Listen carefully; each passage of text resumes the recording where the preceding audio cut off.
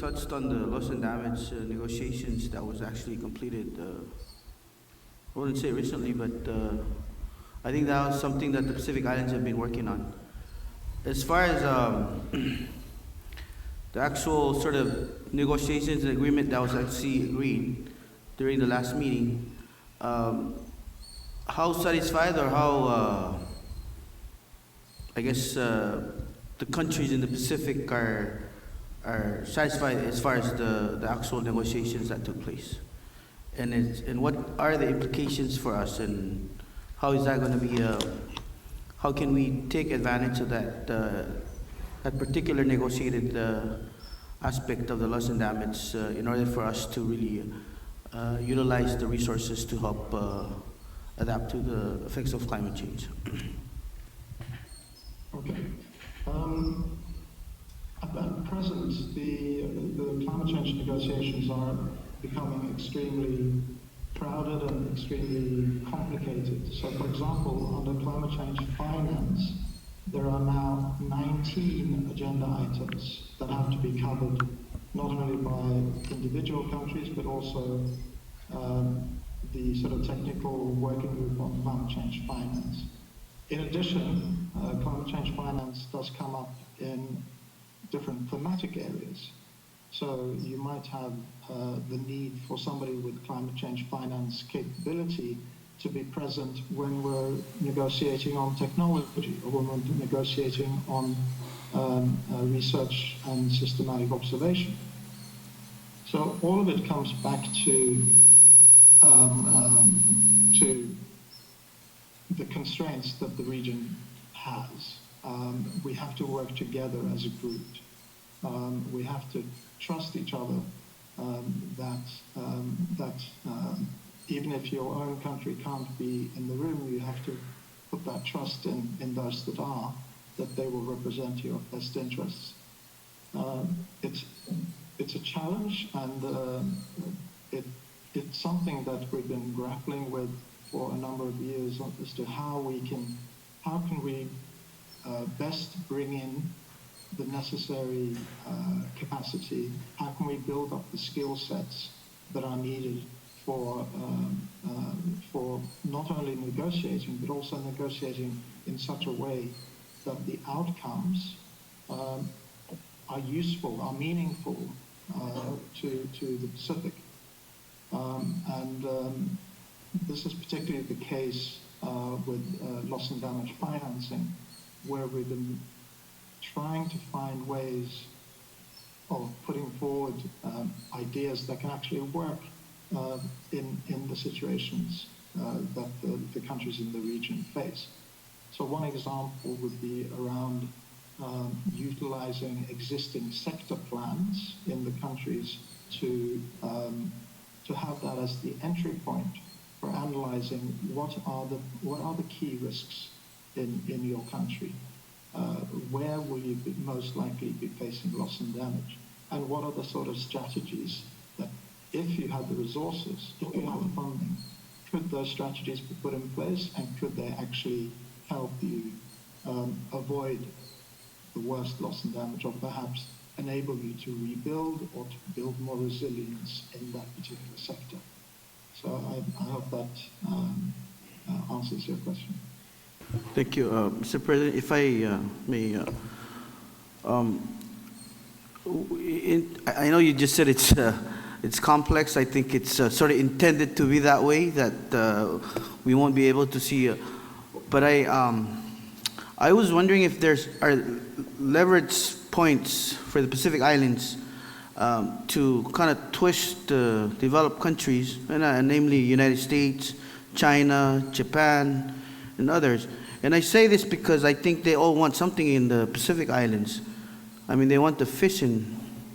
Can we use that as a leverage? You know, like, I mean, I said this in one of the meetings in Palau, that if this is a matter of life and death for some of the countries, and you still allow them to fish in your waters, you tell them, if you don't cut your emissions, you don't fish in our waters. I'm sorry. Yes, indeed. I have to say, previous stage in my career, I actually raised that point with my supervisor. Why don't we say that? Because I was involved both in the climate change negotiations as well as some of the fisheries negotiations. I asked them, why can't we just say that to these distant water fishing nations that are big climate change culprits?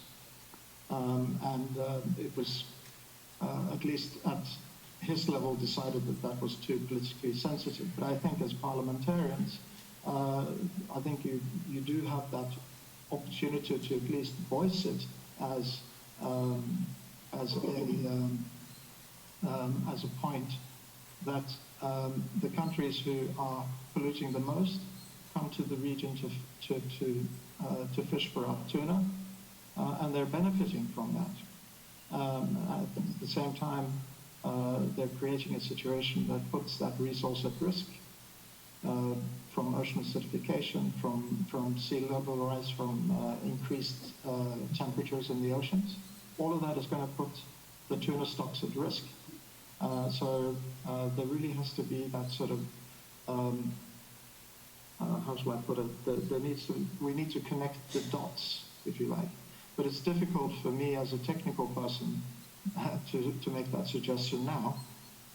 It's rather something it's a bit political, and it's perhaps that's where the role of parliamentarians come in as the push.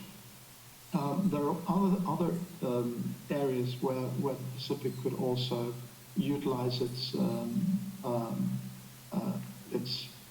influence and its weight, and certainly those countries who have a lot of tourists coming from high-emitting countries, there's perhaps an opportunity to educate them a bit more when they come to your countries about what the climate change reality is. Thank you. Thank you, Mr. President.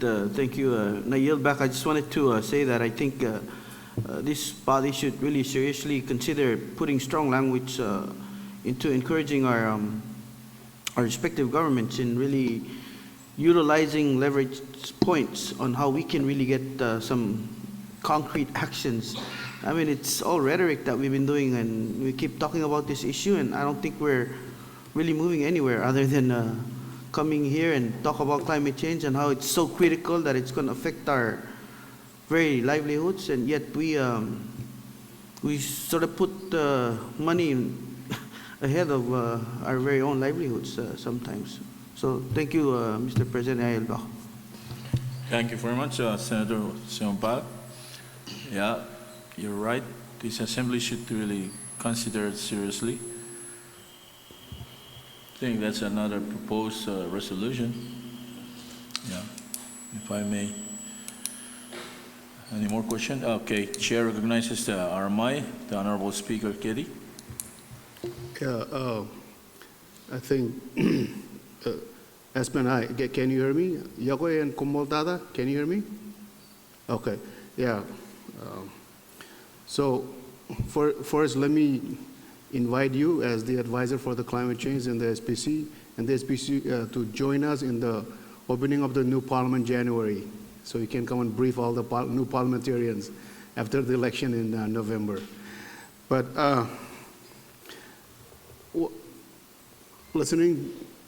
agreeing with my colleague from Palau here, the need to actually put more data and discussions into action.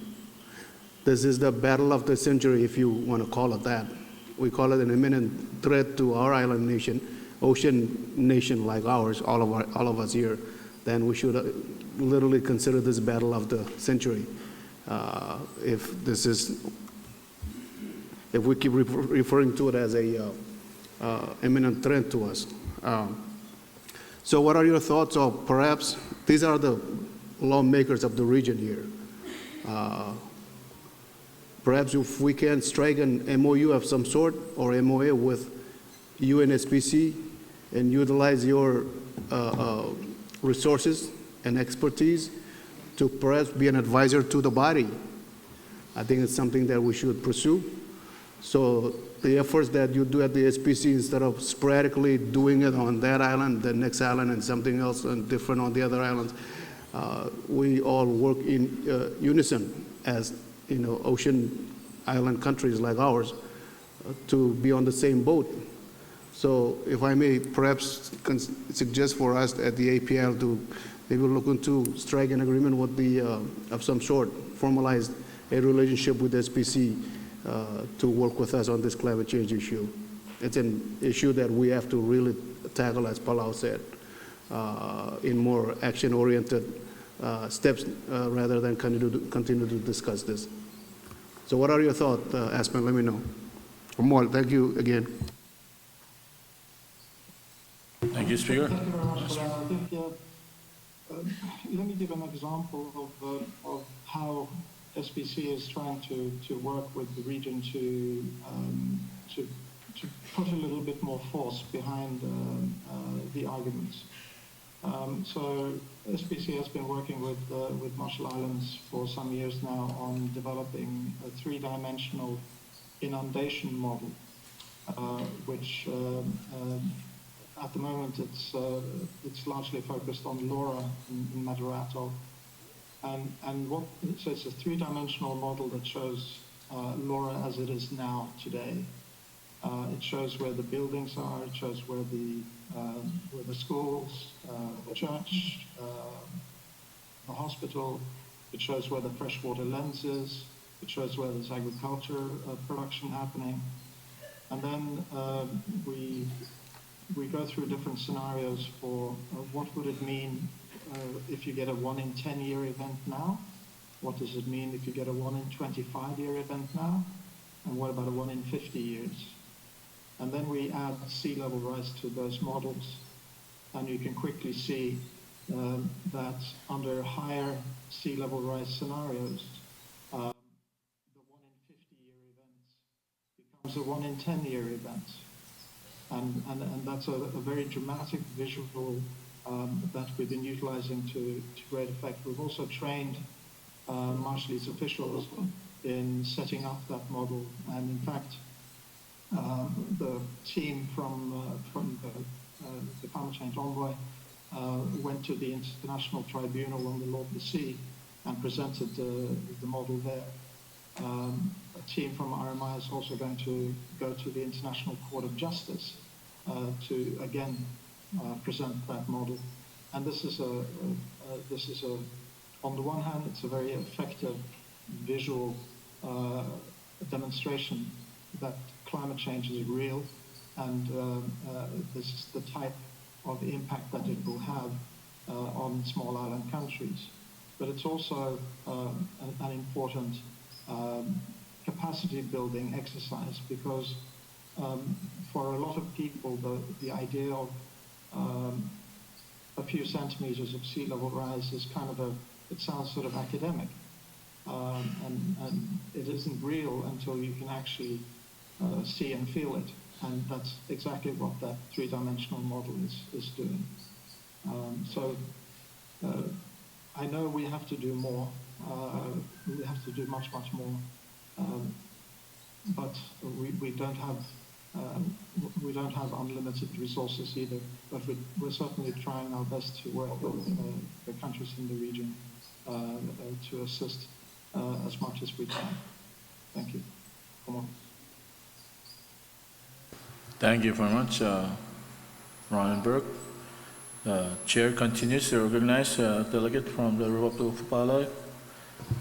Thank you, Mr. President. Good morning, Aspen from the beautiful island of Chuuk, and thank you for the wonderful presentation. Aspen, I know you've been around for quite some time in the region, and you've been all over in terms of assisting the region in so many aspects in the environmental sector. You talk about your role, the climate change, which has been part of the issues that the Pacific Islands have faced ever since I've known you, Mr. Aspin. So, but now that you're at the SPC, and please refresh my memory, maybe I'm being naive here, but I just want to know what specific role SPC plays in the region to assist the Pacific Island country in relate to climate change. I think there are so many partners that have come along saying the same thing, singing the same song, along with the Pacific Island dancing the rhythm of climate change together. But so far, the benefits haven't trickled down to these islands. So can you just please give us a little understanding of the relationship and what SPC specifically can do to assist each of these islands in the Pacific? Yeah, certainly. Well, in addition to the example I gave around the 3D modeling for Marshall Islands, I mean, that's not it. On the one hand, that's something that you can utilize for the negotiations, but it's also an important planning tool for Marshall Islands, for Medro, because of the importance of LoRa as a freshwater lens for emergency situations, but also the agricultural production that happens there. Another element that, well, SPC has been doing a lot of science and data collection and research. So, for example, on the fisheries side, we've been looking at climate change impacts on tuna fisheries, and we are currently in the progress of developing a program for funding that would look at securing livelihoods for fishermen and for the fishing industry should this tuna migration be impacted in the way that we're forecasting. Another aspect is looking at public health in the region. And one of the things that we did was to take a survey of, for example, where are the hospitals located and how many of them are at risk at present from climate change. So once you have that data and information, then you can begin to look at, well, what sort of plans do we need to put in place and what's the actions that need to be taken. That's still work in progress on the public health side. We also have in SPC a climate finance unit, which is accessing resources from the Green Climate Fund directly to the countries. The Green Climate Fund is a very complicated and difficult organization to work with. So even an organization as big as SPC, we can only do so many projects per year, which is a shame because each and every country should have that access. But so we have been quite successful in accessing resources for those countries that we've been working with, but we certainly haven't been able to cover all the countries, and we haven't been able to cover all the issues that are of concern to each country. We've been able to cover maybe one or two areas of concern. So, for example, we've just this year we signed an agreement for a significant financing package for FSM, but we're working on similar things for the different countries. You're right in that there are many organizations that are working on climate change in the region, and we do have at least the regional organizations that are from in the region. We do have a cooperation system called the Council of Regional Organizations of the Pacific. So we do work together, and we do try and share resources and expertise.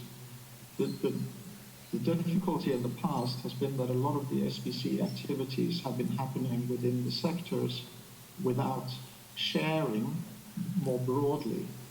So, for example, the work on fisheries and climate change, that has been the work that's been done together with national fisheries experts, not necessarily also bringing in the national climate change experts. And that's something that we're seeking to remedy by working in a more cooperative and working in more synergy with the different sectors. So we're trying to get our own house in order to assist the countries better. Thank you. Thank you, Mr. Aspen. My final question, you mentioned something about the loss and damage that just recently, being, agreed upon.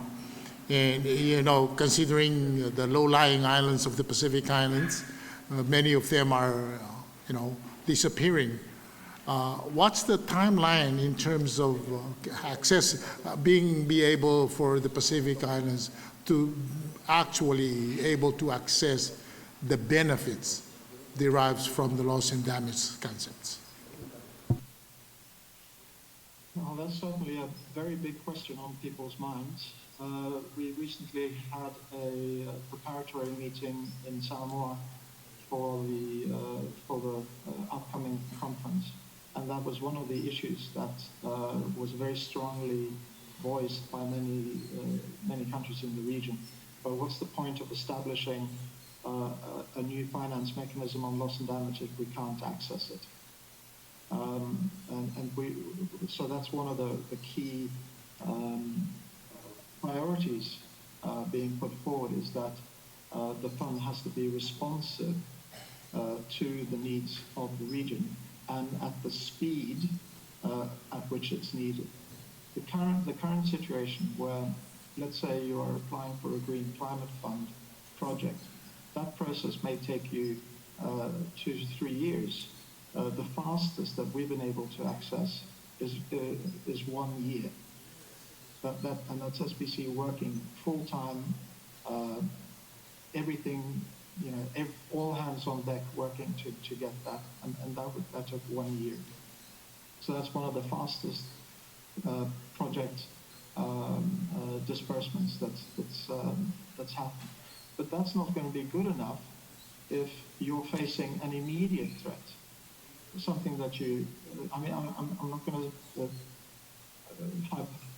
not going to give you a hypothetical situation, but simply stated, if you are facing an immediate and direct threat, you can't wait 2 years to get the resources to address it. So that is one of the very key points that the region is seeking to hammer home in the negotiations. This new fund has to be fit for purpose, and it has to address the real needs of small island countries. Thank you. Thank you, Mr. Aspin. Mr. President, I think it's clear from what Aspin is saying. The Green Climate Fund, for example, has not been able to be accessed because of all the difficulties in getting the fund accessible. I hope the loss and damage issue is not going to be another Green Climate Fund where we'll be sitting here talking about it year after year, where funding is inaccessible to the Pacific Island, who basically are the victim of this whole climate change. So we need to look into that and see how we can kind of bring this issue up to our respective government leaders as we move forward from here. Thank you. Thank you, Sebastian. Delegate Sebastian. Chair recognizes Senator Schneider from CNMI. Thank you, Mr. President. Good morning, Mr. Ronenberg. Thank you for your presentation.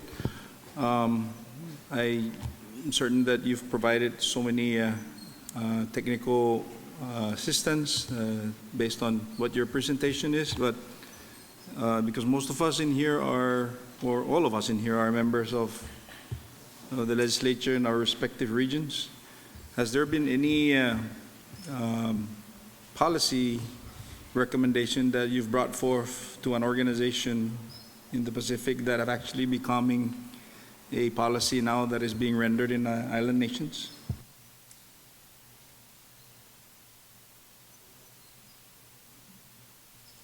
I didn't catch the last part. Can you share a policy with regards to climate change, addressing the climate change that you leverage or you've assisted in terms of addressing the very issue that we're here discussing today and previous years? So any policy that has been coming into play right now as a result of the advice over the last few years with regards to climate change. Oh, okay, yes, thank you. Now, And, Sir, I got that clearly now. So, yeah. be- So yes, there has been quite a bit of technical work in assisting countries to develop national climate change policies and action plans. Normally, that work is shared out between different organizations and also different parts of the organization. So, for example, if a country wants to include fisheries in its climate change policy, then we will bring in our fisheries experts as well. And we do have people who have expertise both in climate change and fisheries.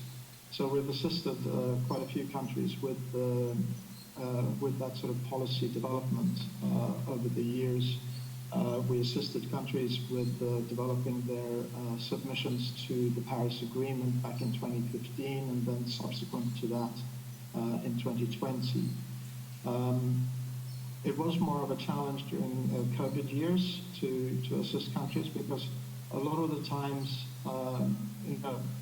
doing that type of work over Zoom and over email is not as good as being in the country and working, face to face on issues. We are faced with one challenge when it comes to assisting countries, is that not all of our members are eligible for international climate change funding to develop those sorts of strategies and plans. So, for example, the Green Climate Fund is only open to the 14 independent countries. It's not open to the Pacific Island territories. We have worked with some of our metropolitan members to try and get resources for doing that sort of those strategies in countries. So, for example, France and the EU have assisted us with supporting the French territories, but we haven't been able to do quite the same level of support to the other territories in the region, unfortunately. But certainly there are opportunities to share those processes and those lessons learned with everybody in the region. And should we be able to attract resources, we would be more than willing to work with our Pacific Island Territory members with developing action plans or policies. It's really, this is not a one-size-fits-all exercise. It has to be tailored very, very accurately and detailed to the national circumstances of each of the countries and territories. But it's a service that all of the crop agencies would be willing to assist with. Thank you.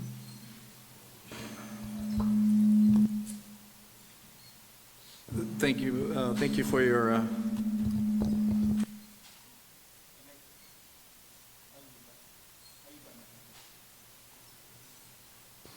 Thank you, Senator Snyder.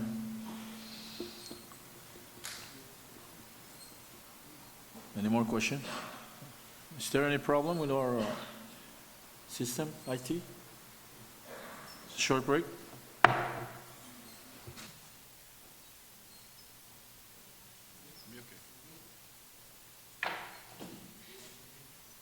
Back to order. Of Snyder, you're still on the floor. Thank you, Mr. President. I yield back. Thank you for your response, sir. And I yield back my time. Thank you. Okay. Any more question? If not, just throw in all those resolutions with regards to the specific agenda. And we discuss in actions, proposing policies towards actionable plans and policies. Thank you. If none, we would give a round of applause to Ronenberg.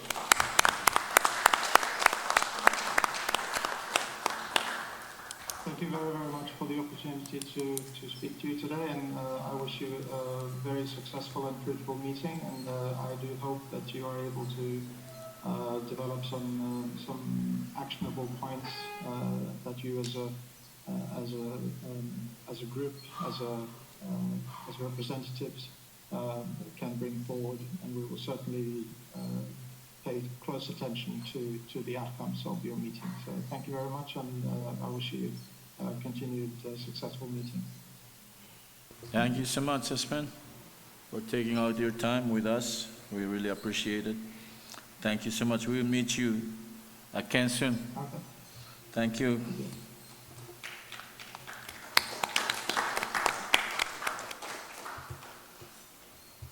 Short break.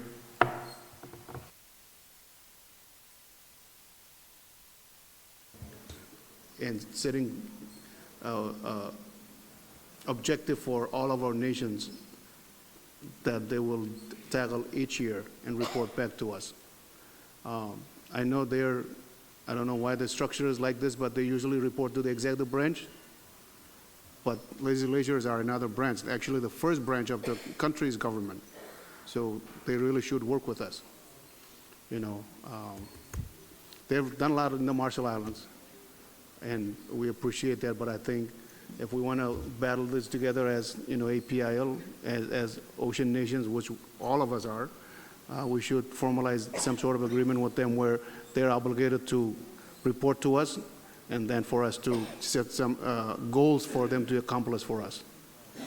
So I think maybe a resolution, and maybe too late this time around, but maybe next time we get a resolution and kind of expressing that, and then take it from there, and maybe send you or somebody to meet with them in Fiji to look at formalizing something of that sort. More, thank you. Thank you very much, Speaker Getty. Very, very good. Yeah, you're true. You're right. That's a strong recommendation to be made by this body. Secretariat, take note of that. Thank you. Any more recommendations, comments before we move on to the next agenda? Introduction of resolutions? Or we should take a break, a much longer break, allowing everyone to polish up their resolutions before introducing them? I think we should do. Yeah. So we take a much reasonably long break, Walden, 30 minutes maybe. We're done with all those presentations, and we're about to start our actions or resolutions. President, Yeah. President, Who's that? Oh, Speaker Yamangji, you. you're recognized. since we're taking a break pretty soon, but just in case we reconvene, that's why I want to state my point right now. We have a scheduled meeting with the Speaker of the House and the President of the Senate, maybe sometime soon. So we may ask that we be excused. Those that represent the state of Pohnpei, Yap, and Kushai, sitting at the table. But we will have a proxy sitting for us while we're excused, if that's okay. This is a matter of legislative matters within our state. So we ask that we be excused for when comes that time that they will be calling us. But we will have our We'll have a members of our respective state be sitting in for us, if that's okay with the Assembly. Thank you. Thank you, Speaker. We'll be taking a much longer break. I think you could always come back in time. How long it takes your meeting with the... In case that you call that we reconvene and we're not here, we Okay. have our... We'll let proxy you know. members. Thank This chair will let you know. Thank you. You'll be meeting just across. Okay. Thank you, Speaker. Hey, Marvin, Speaker, Yamaguchi, do it tomorrow, not today. I'm kidding. I'm meeting with him tomorrow. Okay. Let's get back to order and then we take a break. Meeting back to order. Thank you very much. We are of the same understanding that we'll be taking a much longer break to accommodate a free entity to polish up their resolutions before being introduced. If that's okay with everyone? Secretariat? Okay. Chair orders that we take a break subject to call of this chair. Break.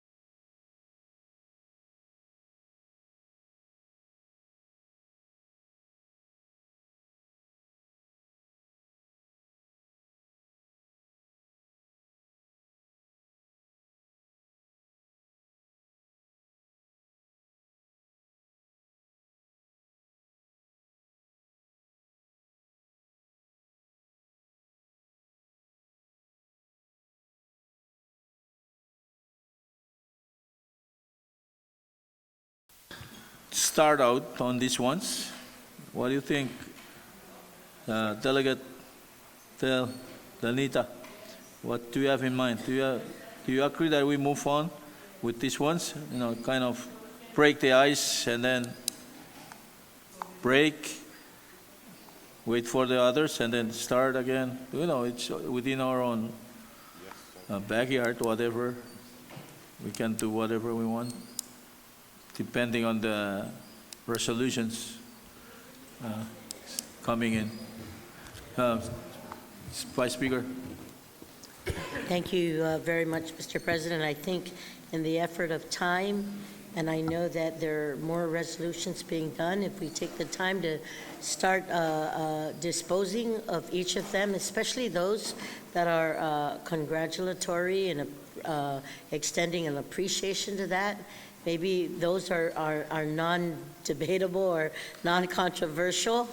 I think those would be fine to go forward with and move on. Now, we can always table it because I know we're going in numerical sequence.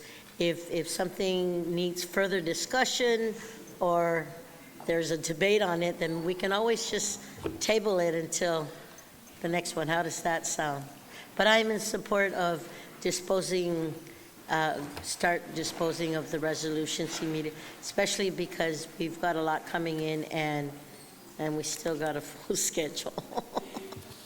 Thank you, Mr. President. I yield back. Thank you, Vice Speaker.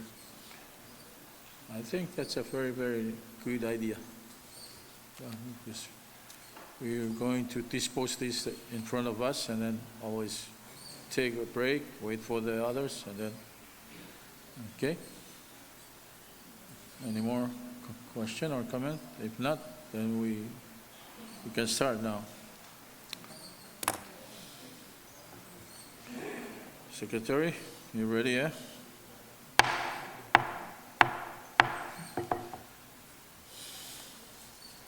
I now call back to order this 40th General Assembly meeting.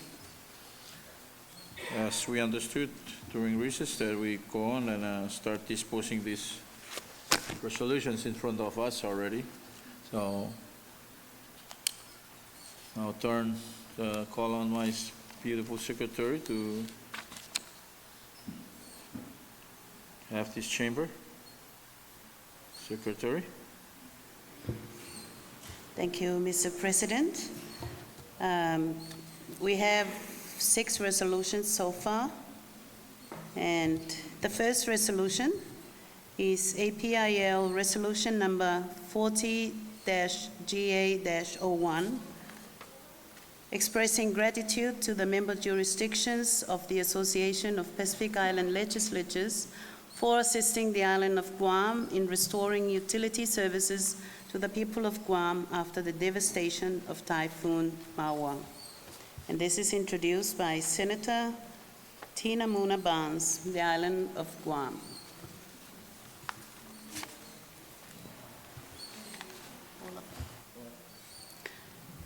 The second resolution is APIL resolution number 40-GA-02, expressing congratulations and commendation to the newly seated presiding officers of the 23rd Congress of the Federated States of Micronesia. And this is introduced by Bob H. Skilling from the state of Coast-Rai, FSM. The third resolution is APIL resolution number 40-GA-03, expressing congratulations and commendation to the newly seated President, His Excellency Wesley W. Semina, and Vice Presidents, the Honorable Aaron B. Palik of the Federated States of Micronesia. And this resolution is introduced by Bob H. Skilling from the state of Coast-Rai, FSM. Resolution number 40-GA-04, expressing the deepest compassions and concerns of the Association of Pacific Island Legislatures to the people of Maui, Hawaii, who have suffered severely from the devastating effects of the Lahaina wildfire. And this is introduced by McGarry Miguel, State of Pohnpei, FSM, Danida Yangetmai, Northern Marianas, Mitaro I. Simina, State of Pohnpei, FSM, and Jude U. of Schneider, Northern Marianas. The fifth resolution is resolution number 40-GA-05, sincerely expressing appreciation to the state of Chuuk, the Chuuk legislature, the governor of Chuuk, and all the esteemed leaders of the Chuuk state government for hosting the 40th General Assembly of the Association of Pacific Island Legislatures. And this is introduced by Magari Miguel, State of Pohnpei, FSM, and Mitaro I. Semina, the State of Pohnpei, FSM. Resolution number 6 is APIL Resolution number 40-GA-06, fully endorsing the mission and goals of the Pacific Islands Ocean Observing System. PACIOS, and requesting the support of the government, stakeholders, and concerned citizens of the APIL member jurisdictions for the PACIOS program in its endeavors in providing our island governments, stakeholders, and concerned citizens with sustained coastal and ocean observations and access to timely information that would definitely assist us in our understanding and decision-making with respect to the many varied states of our challenging ocean environment. And this resolution is introduced by Senator Tina Muna Barnes from the island of Guam. And those are the 6 resolutions, Mr. President, that we have before us at this time. Thank you, and I yield the floor back to you. Thank you, Secretary. We're going to dispose one at a time, single resolutions. API resolution number 40-GA-01. Any motion for adoption? Excuse me, Mr. President. Sebastian Polat? I'm sorry, but I don't have copies of the 01 and 02, so I need a copy. 01 and 02. Thank you, Sebastian. Sorry about that. Sorry.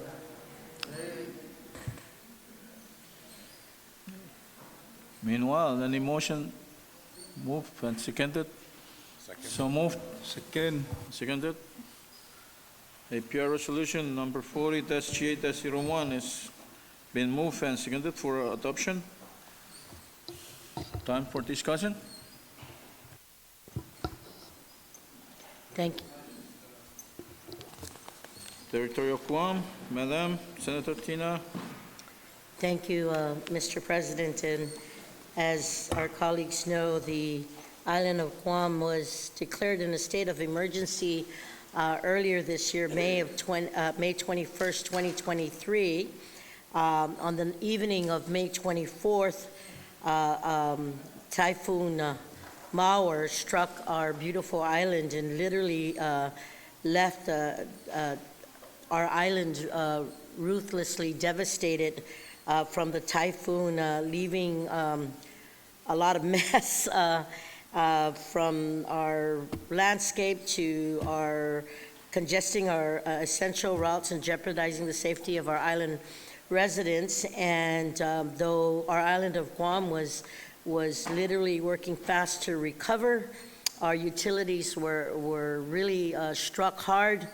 But it was the efforts of the APIL members, and most especially from our brothers and sisters from the Northern Marianas, and of course the Pohnpei state, that came out to their utility corporations, came out to Guam and helping our Guam Power of Authority literally work on our recovery efforts. So we want to extend Undunkalana Situas Masi for this August body, and of course the member states who literally took the time to come out. So we want to extend our appreciation for this effort by a means of token of this resolution for again pulling through in time of our island nation brother and sister being devastated by typhoon.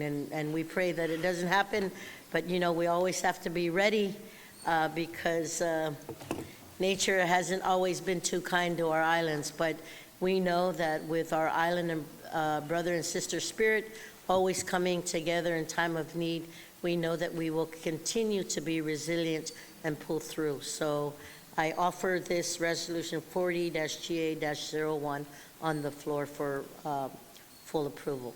I yield back my time, Mr. President. Thank you.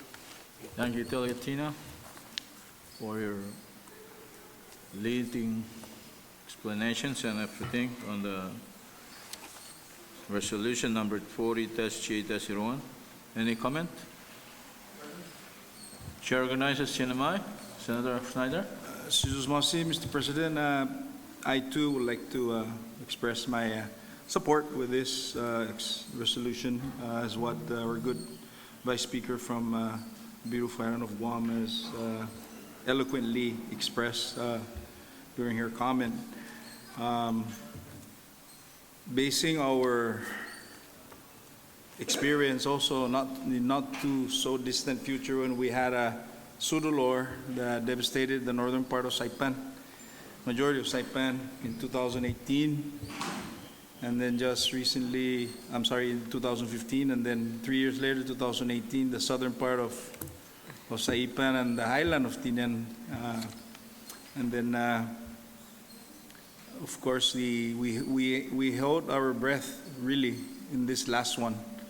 We're very grateful that it passed without much incident with our infrastructure, but as what was mentioned earlier, it's been frequent, more so than ever. We want to say every 10 years, but now it condensed down to every 5 years. And as brothers and sisters in the region, we all come together and help each other out to get back to our normal day-to-day life in times of crisis like this. And I would be remiss if I don't say thank you to every single participating utilities that have actually came to Saipan during the restoration of Sodolor and restoration with you too as well. I'm certain that previous leaders of APIL had probably sponsored the same, but I'm going to take this opportunity since this is the subject in discussion. And I thank you for the time. I yield back, Mr. President. Thank you, Senator Snyder. If none, there is a pending motion for adoption. I'm just going to go off the air. We vote. Oh, Chair recognizes Ramai. Speaker Getty. Can we go off the air for just a couple minutes, President? Off. Okay. Vice Speaker. Vice President. Just for clarification, would the motion need to be withdrawn for now and so that we can move forward? Because we have a standing motion in place. Thank you. Thank you for my advisor here. Yeah, the motion for adoption should be withdrawn temporarily. Yeah. I said, so a motion, Mr. President, to set aside until the technical changes can be, to the legal can work with the changes as expressed, and then we can come back to the resolution on 01. So a motion to set aside? Would that be in order? So moved and seconded. It's been moved and seconded that we set aside the resolution number 40-GA-01 temporarily until the technicalities are made, and then we come back to it while we'll move on the number 2 resolution. Those in favor say aye. Those not, nay. Motion been adopted. We move on as expressed by Madam Vice Speaker Tina. Secretary. GA202. Yeah.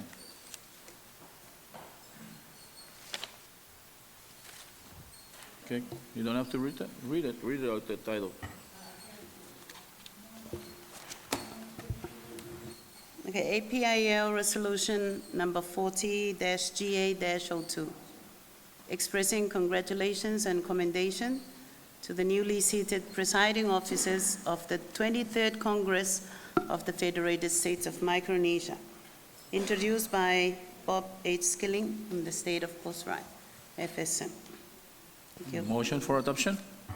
So moved. Seconded. Resolution number 40G8-01 been moved and seconded for adoption. Those 02, those in favor say aye. Those not, say nay. Discussion? Oh, I'm too rushing. Any discussion?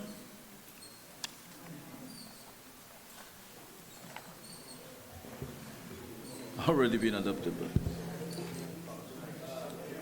Yeah, Mr. President. recognizes the state of Coast Rica. Thank you, Mr. Senator Bob President. Skilling. Thank you. My respect and honor to you and all the rest of the delegate members here, APIL. I hope the resolution is simple and clear-cut enough, so I leave it for the August body here to favorably consider it if it meets with your approval.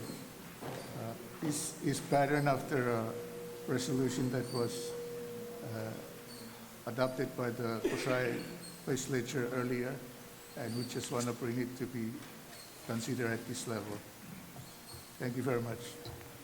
Thank you, Senator Bob Skilling, for your deliberation of your resolution number 40-G8-02. Any comment? If not, there was a motion for adoption. Those in favor say aye. Those not, nay. APR resolution number 40-G8-02 has been adopted by this assembly.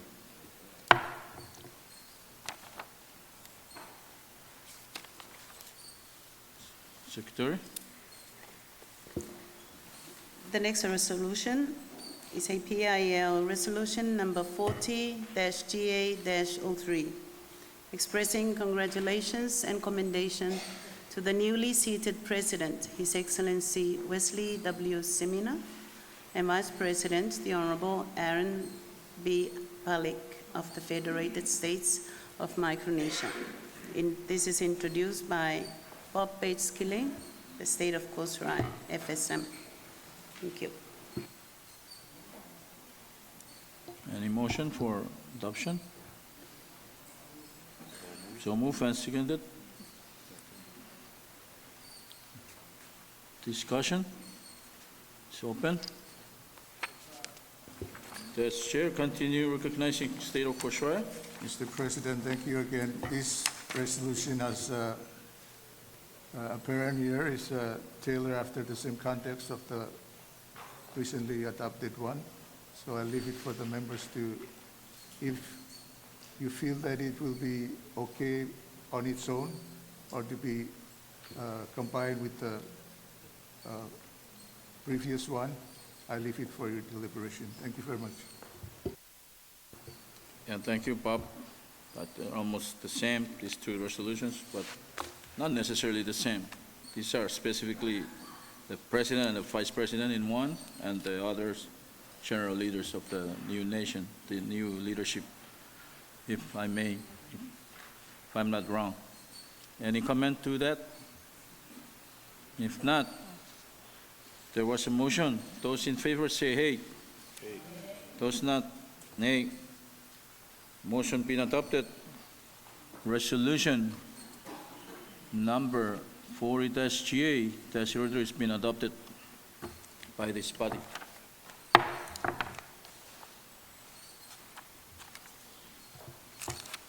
Secretary? Thank you, Mr. President. The next resolution is resolution number 40-GA-04, expressing the deepest compassions and concerns of the Association of Pacific Island Legislatures to the people of Maui, Hawaii, who have suffered severely from the devastating effect of the Lahaina wildfire. And this is introduced by Magary Miguel, the state of Pohnpei, FSM, Mitaro I. Simina from the state of Pohnpei, FSM, Denida Yangetmai, Northern Marianas, and Jude Hofschneider from the Northern Marianas.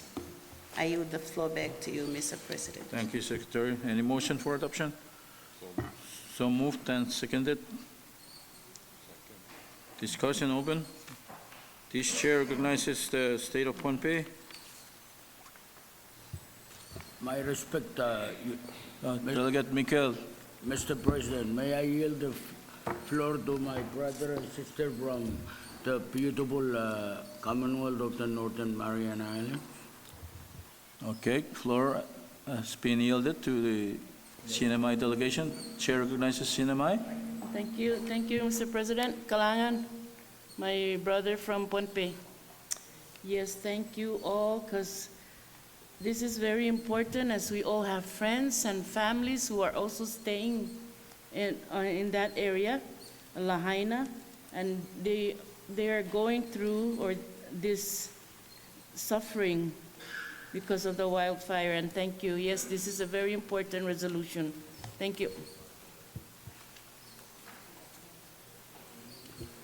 Thank you, Delegate Anita from CNMI. Any further comment, discussion? If not, there was a standing motion for adoption. Those who in favor say hey. Those not, nay. Motion has been adopted. Resolution number 40-GA-04 is hereby adopted by this Assembly.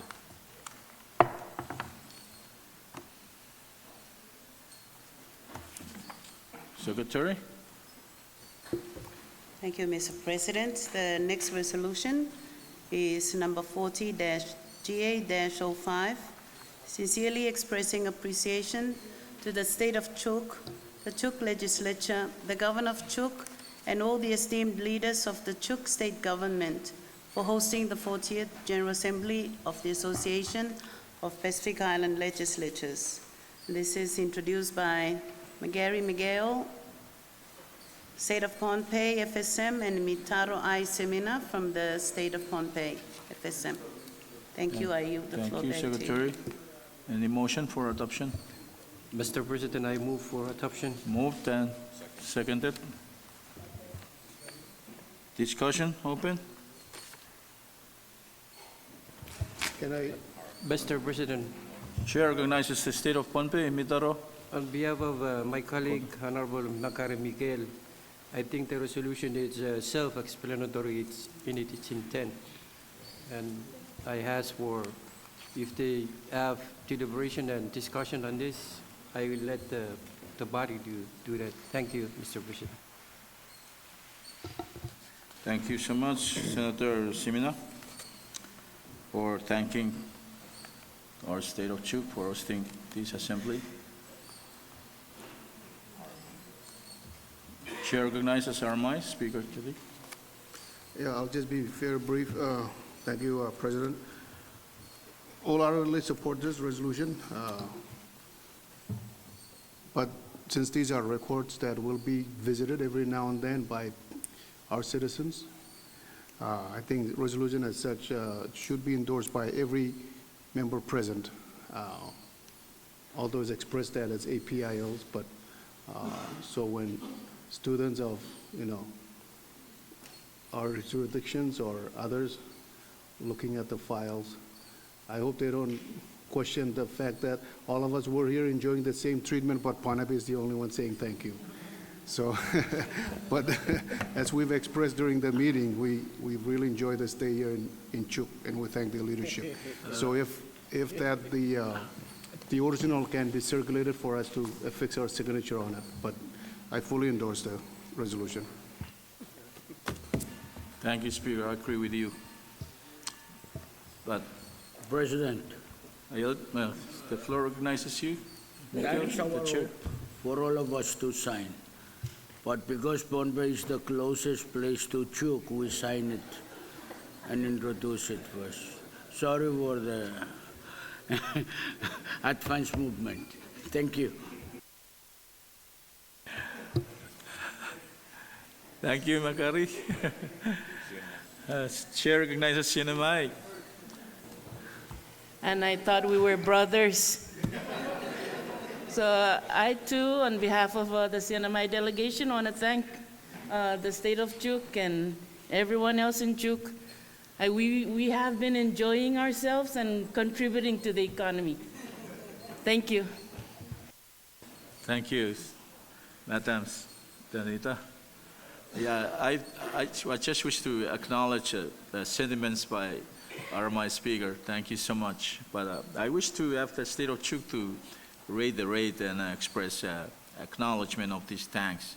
And very importantly, the records of these actions should be highlighted and archived, enshrined for our future generations that we are brothers and sisters, and thanking one another for hosting one another. Thank you. Anyway, there was a pending motion. A short recess. Well done. Again, in the efforts of my colleagues who spoke earlier, I'd like to say ditto, ditto, ditto. We from the island of Guam extend our deepest appreciation for your hosting this event, APIL here. We have definitely been contributing into the economy here. More importantly, the people, the hospitality here has been great, and the food is very delicious. So, Undunkle and Asito Asmasi from the island of Guam. Sanamasi. Thank you, Vice Speaker, for a very warm thank you to the state of Chuuk, the people and the leadership. Thank you so much. Any more comment? I think expressed sentiments is enough. So we vote. There was a motion to adopt resolution number 40-G8-05. Those in favor say hey. Those not say nay. Resolution number 40-G8-05 is hereby adopted by this body.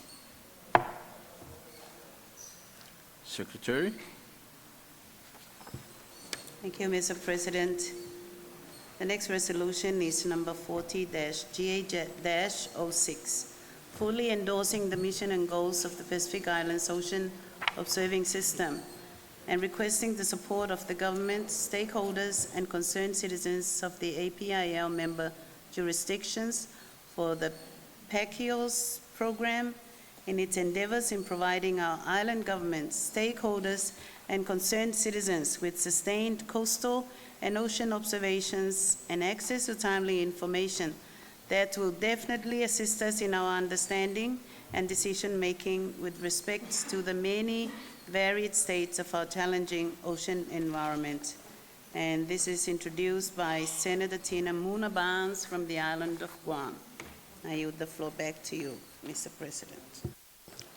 Thank you, Secretary. Any motion for adoption? Moved and seconded. It's been moved and seconded. Any discussion? Chair recognizes Republic of Palau. Sebastian. Thank you, Mr. President. Mr. President, I was approached earlier, I think that was yesterday, in regards to this specific resolution. I was not sure how I would react to it, so I did my personal homework. I did a research on it, and I asked that maybe I would support it, because so far I am not sure what exactly this was about. And I did a little research on this particular program, and I come to find out that Palau is also a recipient, beneficiary to it. And I read through it, and I realized that this is something that really needs a cohesive and approach by the APIL community to, of course, give thanks and appreciation an endorsement to what has been done by this particular program. So yes, Palau is fully supporting it. And thank you, Guam, for introducing it. Salam, Sebastian from Republic of Palau. Any more supporting comment? Chair recognizes in territory of Guam. Vice Speaker. Thank you very much, Mr. President. And so long to my brother from Palau. Maybe just a very brief history of this, Mr. President, for my colleagues. This organization was established in 2007, and it aims to empower all those in our region of the Pacific by providing easy, accurate, and reliable coastal and ocean information. It will maintain ocean observing assets throughout much of our region of the Pacific, such as wave buoys, water quality sensors, atmospheric and ocean forecast, and data management and delivery tools. As noted by our brother and sister from CNMI, we all know what's happening around this region as it relates to typhoons, as it relates to a lot of things, tsunamis and all that. When we get organizations like this who bring in the expertise and the data and literally help assist in monitoring, it goes a long way. It goes a long way in better understanding why we're receiving these kind of catastrophes or what Mother Nature is doing around our area. We can also, based on the data, we can get more resources, we can get opportunities to network, leverage, and collaborate on what is happening within this blue continent of our region. So again, when I was asked to support these efforts and introduce this resolution, I wholeheartedly accepted it, working closely with the Secretariat to this body, because I thought it was important to let our brothers and sisters know of APIL, how important organizations of this magnitude are really important. And in that effort, I hope our colleagues here can support this effort moving forward. So thank you. I said I'd be brief, sorry. Thank you, Vice Speaker. Tina? Any more supporting comment? No objection. There is a pending motion to adopt resolution number 40-G8-06. Those in favor say aye. Those not say nay. PI resolution number 40-G8-06 is now being adopted by this assembly. Secretary?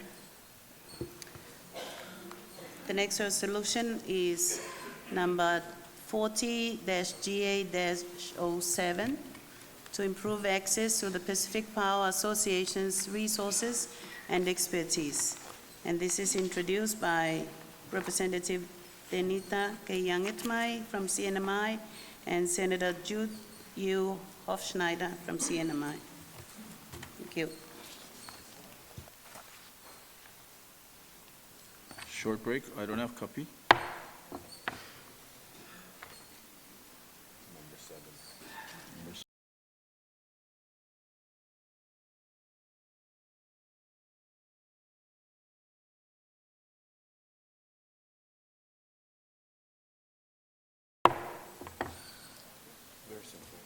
Okay. Any motion for adoption? Or so move and seconded that the API resolution number 40-GA-07 is to be adopted. Discussion ensued. Open for discussion. Chair recognizes Delegate Representative Denita from the CNMI. If you may. Oh, Schneider, Senator Schneider. Chair recognizes you. Jesus Masi, Mr. President, thank you, Chair. Thank you for allowing me to share brief remarks with regards to this resolution. As first, I want to ask the endorsement for the body to accept this as is. Over the last few hours, we've been We had presentation earlier with regards to climate change from NGOs, and we've got similar resolutions to address climate change and whatnot, and the effects of many of our island nations, our brothers and sisters. Some rising water. Us in the CNMI is basically more wicked storms, if I may, super typhoons, and that it frustrates the progress by breaking all the power poles. So we wait for them to recover. And so it is all for these reasons that we wanted as a body to remind us and again call on the attention of the member nations and territories to work together, respectfully work together in addressing the issues at hand.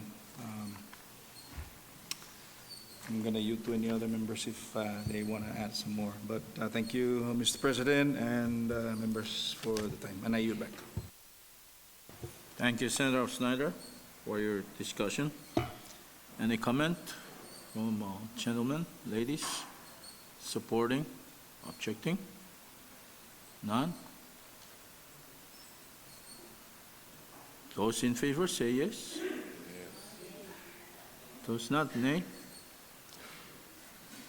APR resolution number 40-G8-07 is hereby adopted by this assembly.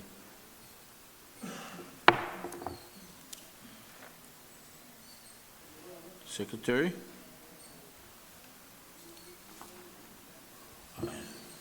Thank you, Mr. President. The next resolution is resolution number 40-GA-08, calling upon the APIL members to collectively share its healthcare programs, the program's pros and cons, and what would be the strategies to reduce the healthcare costs to the government and its employees.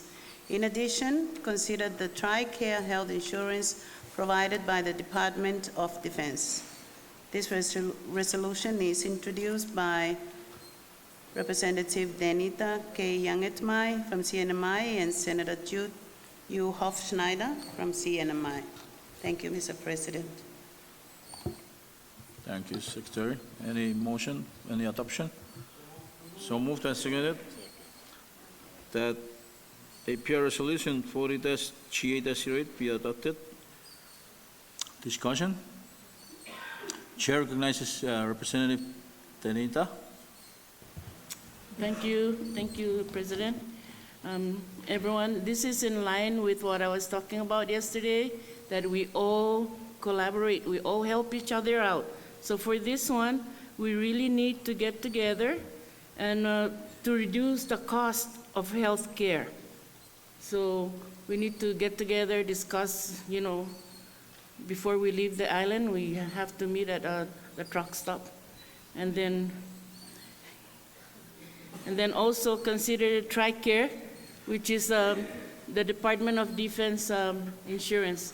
That one should also be included in our discussion. Thank you. Thank you, Delegate Terida, for your opening discussion. Chair recognizes Republic of Palau, Delegate Sebastian. Thank you, Mr. President, and I salute the distinguished delegate from CNMI with such a wonderful proposal that has been put forward here today. May I add that we need to continue to look into how we can all share what has been gone on at each jurisdiction in terms of all the different approaches that we have taken. I have brought this issue up in our previous meetings, where we might need to create a hub or a depository platform where whatever we have successfully in each of our jurisdictions be submitted there, so that each distinguished delegates can go there and pull those information off, so that we can all share what success we have accomplished in our different jurisdiction. I'm speaking to the fact that, for example, Palau have taken on a different healthcare insurance approach. It doesn't mean that it is acceptable or maybe worked in any other jurisdiction, but it's an example that we have undertook. And maybe we can share that as well. And I think the collaborative approach that distinguished delegates from CNMI put forward is something that we can build on to continue to enhance our collaborative effort in sharing information. Thank you, Mr. President. Thank you, Delegate Sebastian. Thank you so much.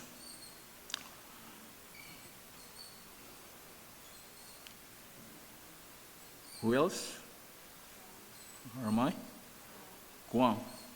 This chair recognizes the honorable delegate from Guam, Vice Speaker Tina. Sijos Masi, Mr. President, thank you.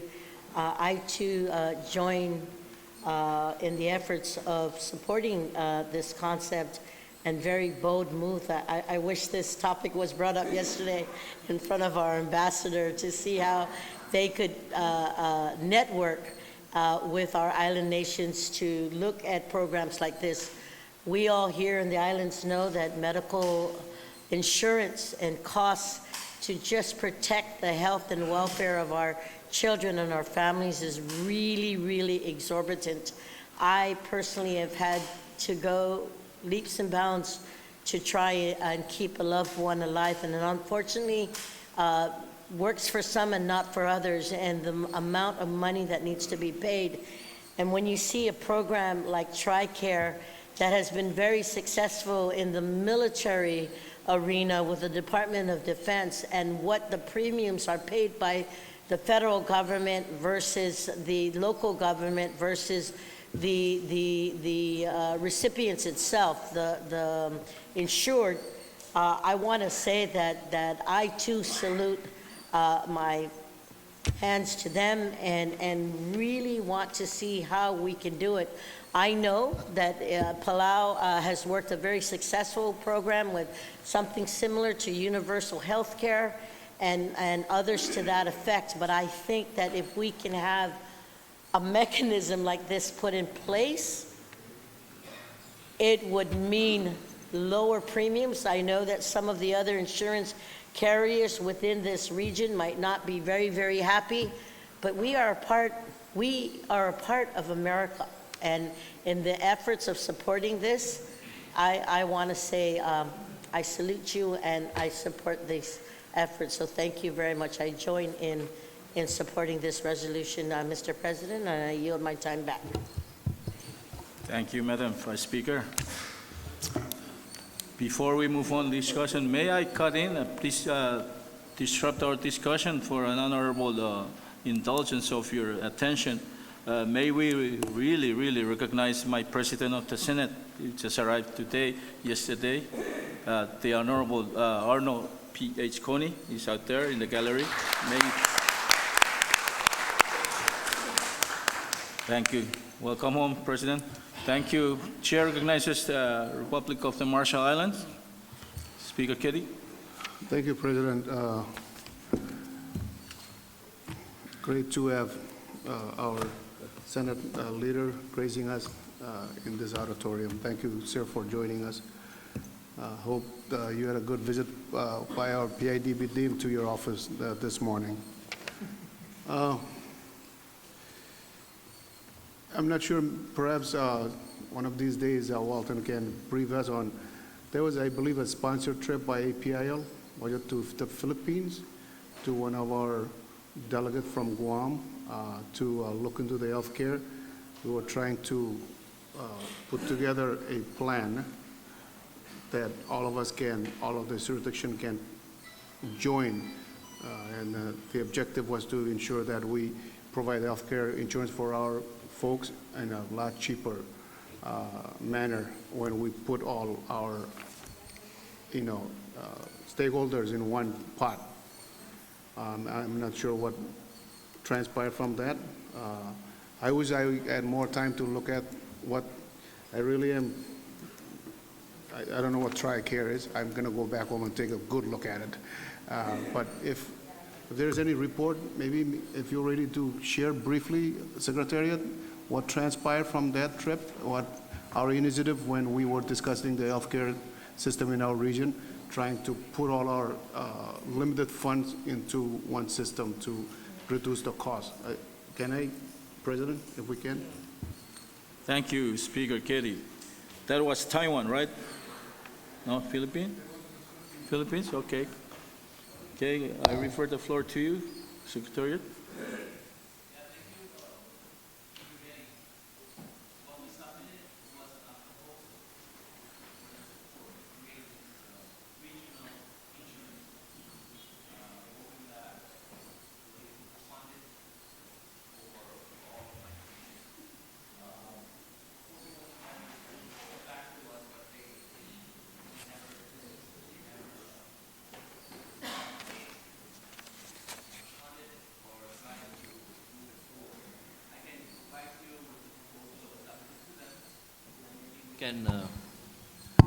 I'm sorry, maybe we can bring it back and look at similar idea we have here. It was our former APIL president, Judy Wampat, Speaker Wampat, that was spearheading that trip. Still on the floor, Speaker. Okay, thank you. Yeah, so I think we really need to pursue that because if we put all our efforts together and get insurance, aside from our own that we each have in our own jurisdictions, put one universal health care that we all can put some money in it, we know the cost will be substantially lower because many more people are enrolled. So let's continue to pursue that. Thank you. Thank you, Speaker, for your very remarkable comment on this matter. Yeah, it was during President Wonpat's time, and Chair continues to recognize Sinamay. Danita? Thank you, Mr. President. I would like to ask for a short break, please.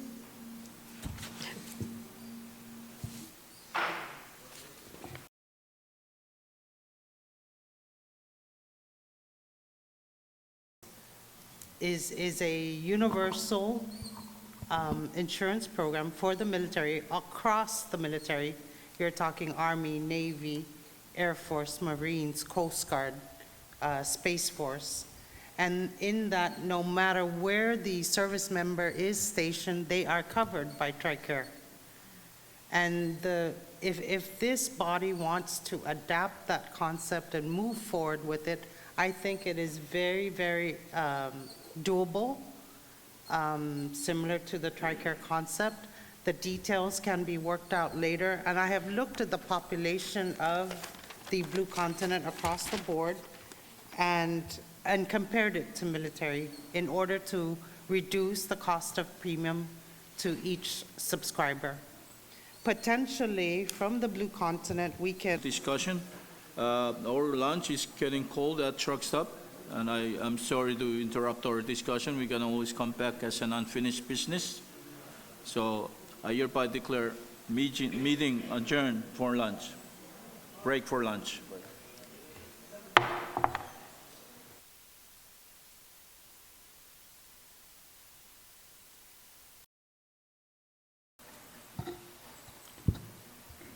Once again, thanks to Chuuk Visitors Bureau for the good lunch.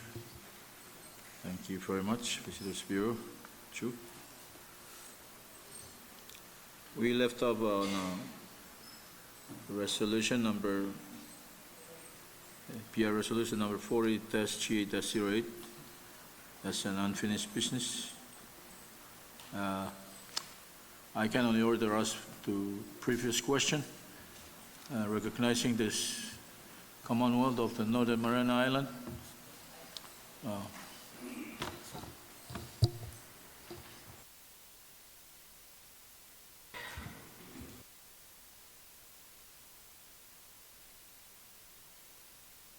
Anything to discuss on the resolution? No more. I yield. Okay, thank you. Sinamay, there is a pending motion for adoption.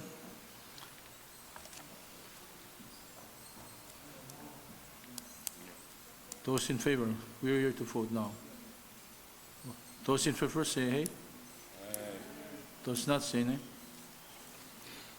APIL resolution number 40-G8-08 is now adopted by this body.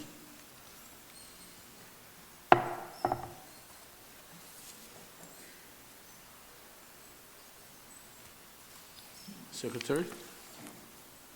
Thank you, Mr. President. The next resolution is number 40-G8-09, relative to supporting the participation of the Republic of China, Taiwan, as observer at the World Health Organization's 77th World Health Assembly, and to reaffirm support for the participation of the Republic of China, Taiwan, as observer in international organizations. The resolution is introduced by Vice Speaker Tina Munabans from the island of Guam. Motion for adoption, and second. Moved and seconded. Been moved and seconded. Discussion on the floor. Chair recognizes Vice Speaker Tina Munabans from the territory of Guam. 09.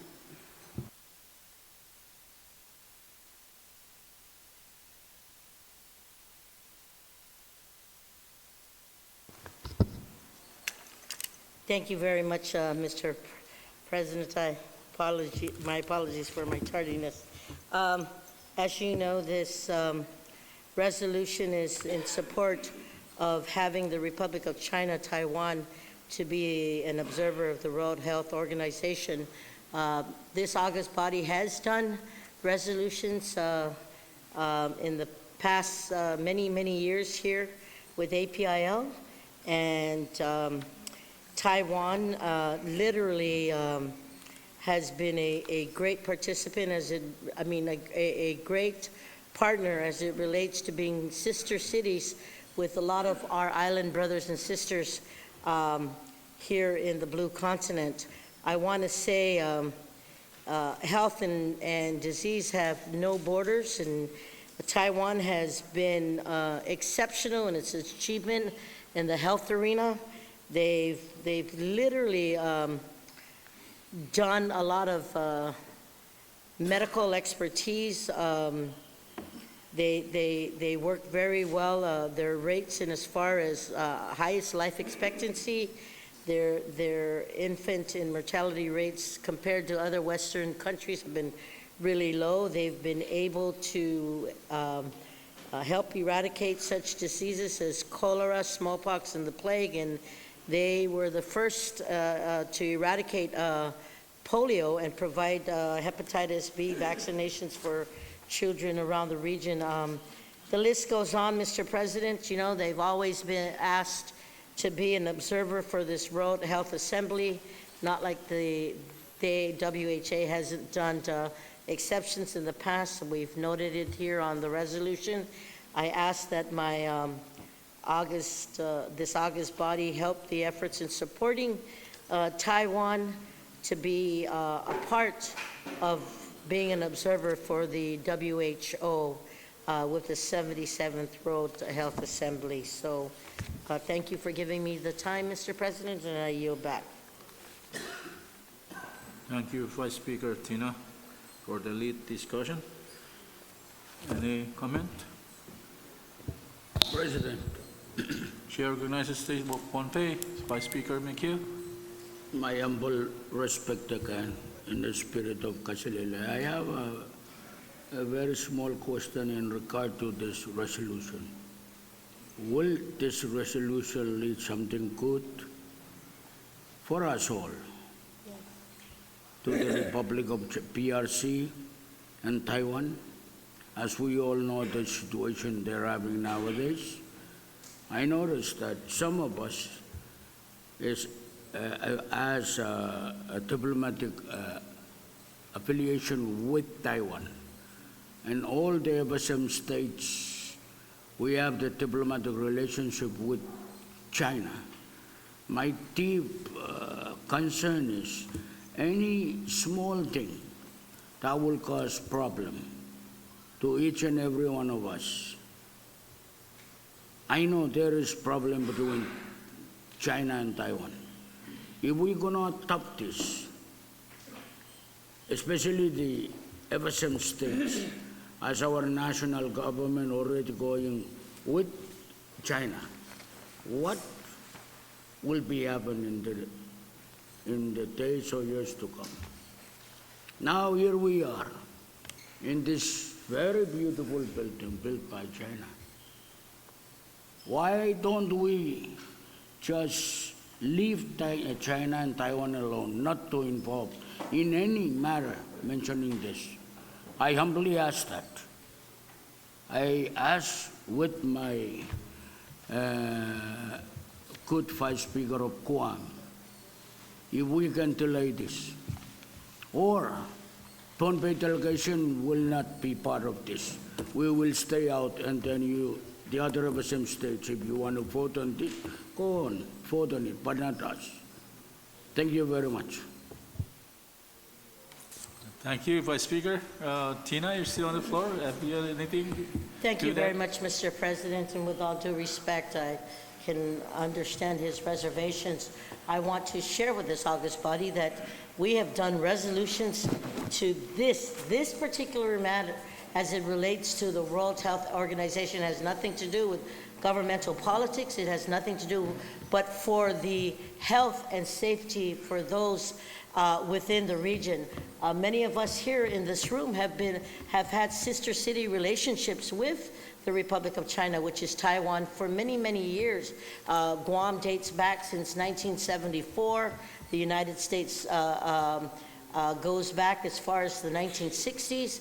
And I know our brothers and sisters in some of the other island nations have had close relationships with Taiwan. Again, this is nothing with the exception of the formality of saying when it comes to medical and health issues, disease and health have no borders. It's everywhere. And if we can take the expertise of one country to be included just as an observer, as the WHA has allowed that opportunity in the past for other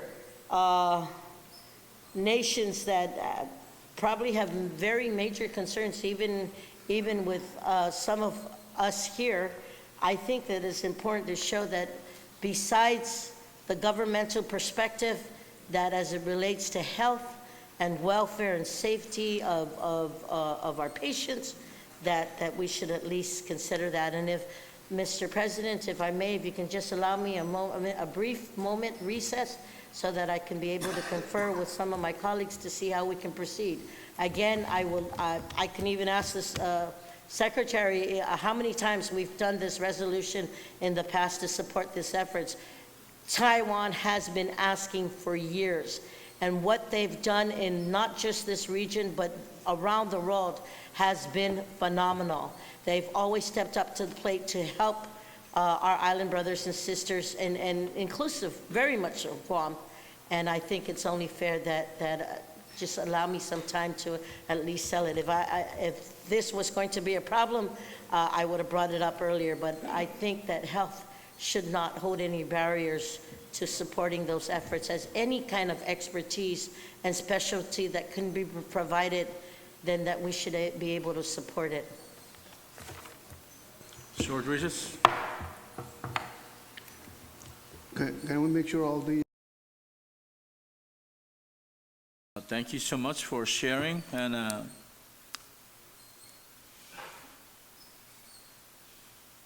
expressing your sentiments for and against this motion. We should respect one another despite differences in opinions and ideals. Our APL family is meant to be one and only, despite the differences in geopolitics. We have to move on as one body. And the Kai from Pohnpei expressed something very sticky with our national government. It's so sad that they're not part of this assembly. They left you many years ago, and because they didn't want to participate in this assembly. That doesn't mean that we're not going to be bound by the hierarchy of political decisions from above. We are states, and we are inferior to the policies of our nation. Just like Kiribati and Armai, Palag, and I'm sorry to say this, I'm going to entertain motions for the delaying of this matter. I'm so very saddened by the Vice Speaker's plight as already expressed, but for the interest of time, I think we have spent so much time on this discussing this matter. This chair is open for any motion. Let's move on and take action, as we already weigh out the differences in opinions and sentiments. I move that we table this particular resolution. It's been moved and that we table this particular resolution. Any second?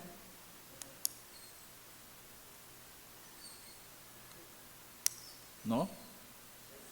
Oh, second. Moved and been seconded that APIL resolution number 40GA-09 be delayed or whatever. Yeah, those in favor say hey. Those not, nay. Motion has been adopted. Resolution number 40-GA-09 has been delayed for action. Thank you. Secretary.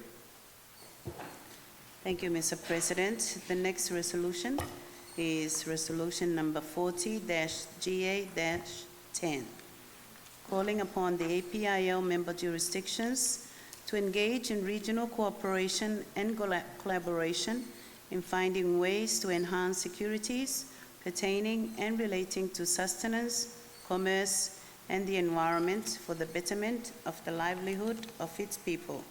And this resolution is introduced by Representative Denita K. Youngetmai and Senator Jude U. Hofschneider from CNMI.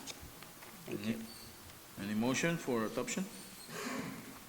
Moved and be seconded. Discussion open on the floor. Chair recognizes Representative Denita Youngetmai and Jude Hofschneider. Thank you, Speaker.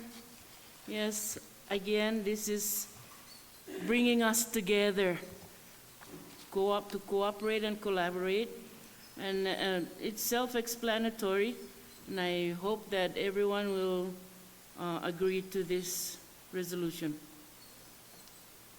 Thank you. Thank you, Madam Denita.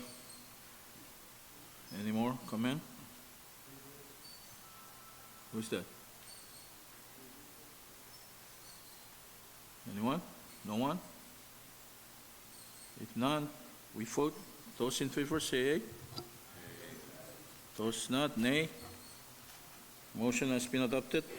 Resolution number 40-GA-10 is hereby adopted by this body. Secretary. Thank you, Mr. President.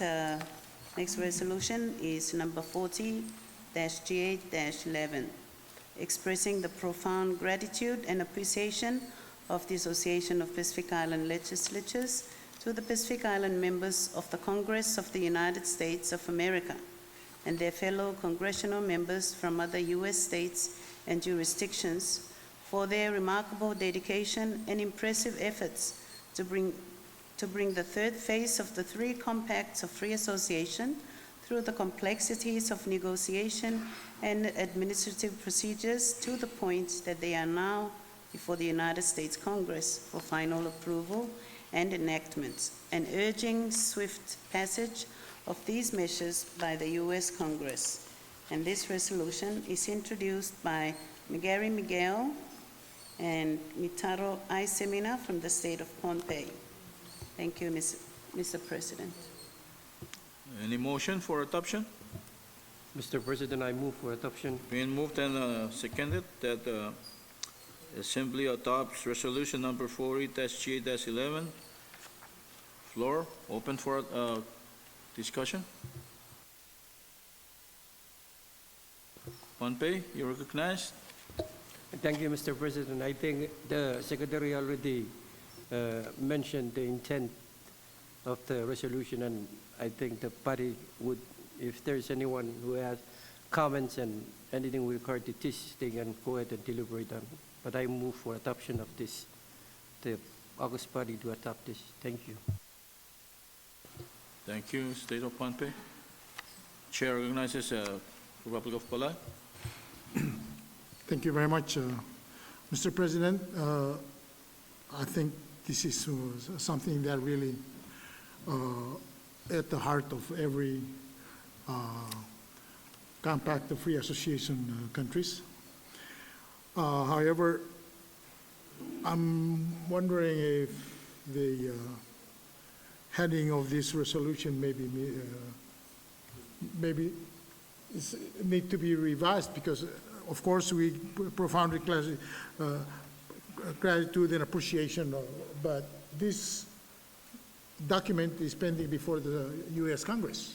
They haven't taken action on it. And while the U.S. Congress is in array with no speakership at the representative, I don't think this will move anywhere else.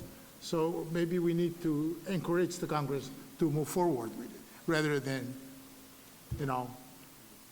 appreciating the effort. I know we need to give thanks to a lot of our partners and members who have worked on this. It was a tireless effort.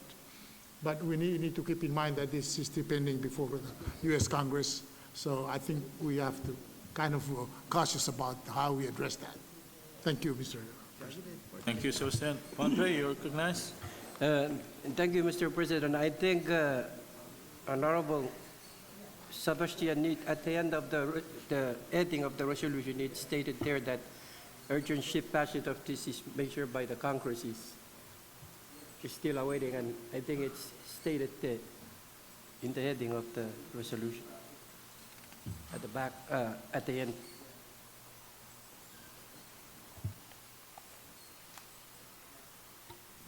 Thank you, Semina. Senator. Sebastian, you recognize. Yeah, so in this regard, I'm sorry that I missed the very last part of it, but may I ask that we switch the or arrangement in this, asking them to urge it, and then thanks those who have, put up such an effort. I just looking at it from a different angle, but thank you for pointing out the very last part where I just now realized that it's there. Thank you. Thank you, Sebastian. Any more comment to this? This is for the third compact passage by U.S. Congress. Still there. The final passage is still up to them. So why should we thank them yet for the passage? Thank you, Semina. Just joking. Magari, you recognize? Yeah, thank you, Mr. President. Our island way, we call law. We're thanking them. The agreement's already signed before our eyes, but the Congress is the one pending it. So we thank them that it will pass in a very positive way. And let's have hope on that, because it will happen. Thank you. Thank you very much, Mikhail. Off the record, please. More comment, question before we take action on this? Oh, Arma, you're duly recognized. Speaker Keddy. We are on the record now? Okay. Yeah, so That's a great resolution. The issue that Marshall Island would raise is the fact that we have not rectified the compact yet. We signed the subsidiary agreement 2 days ago, but it's yet to come for the endorsement of the Parliament. So that's not quite complete yet. And I would add more name to the list of the specific names that we mentioned here. We have a lot of people that, I was in Congress a couple months ago and actually met with 12 Congress members and was privileged to attend one of the hearings there and made our statement before the Indo-Pacific Strategy Task Force, Congress members. And quite a few people that should be mentioned in that resolution, you know. Chairman Westerman, Tiffany from New Mexico, and a couple others that are fully supporting us. Katie Porter, I'm not even sure if she's on this resolution as well. She actually introduced a resolution in the Senate for U.S. to apologize. It's going nowhere on behalf of their government to apologize for the Marshallese for the 67 bomb tested. That resolution is going nowhere. She needs to be recognized for her effort in trying to help us in the region, especially the FAA states. So I don't know, maybe we can make this better, but in the case of RMI, we are and have not adopted the treaty. And our Constitution called for the Parliament to rectify the treaty, and we haven't done that yet. Only the administration that signed off on the subsidiary agreement. So it's yet to come to the Parliament. Mr. President, Thank you, Speaker. with Miguel, respect, you recognized? I move that we table this resolution. Okay, thank you. You volunteer to move to table your own resolution, my good friend. Thank you. So moved and to be tabled. So resolution number 40-GA-11 is hereby tabled as moved and seconded by the good fellow from the state of Pohnpei. Secretary? Mr. President, the next resolution is resolution number 40-GA-12, calling upon United Airlines to work in cooperation with the government of the APIL Pacific to reduce its airfare rates to, from, and between destinations in the APIL Pacific to more realistically and more competitively price our Micronesian destinations with the cost charged by the United Airlines for flights to destinations within the United States and around the world. And this resolution is introduced by Representative Jesse Petowin-William from the state of Chuuk. Thank you, Mr. President. Thank you, Secretary. Any motion Mr. for President. adoption? Mr. Moved and President. seconded.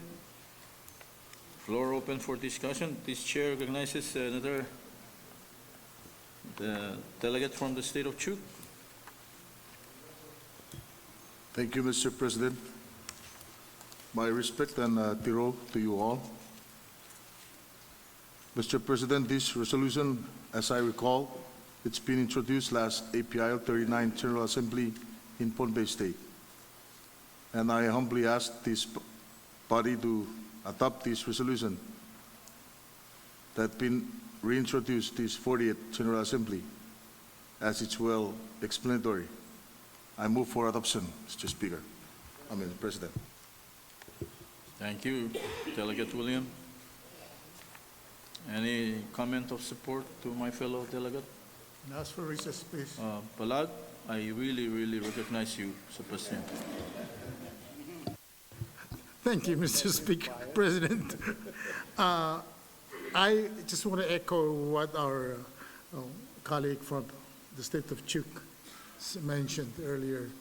Yes, this resolution has been introduced in Pohnpei and reintroduced in Kosorai, and it's reintroduced again.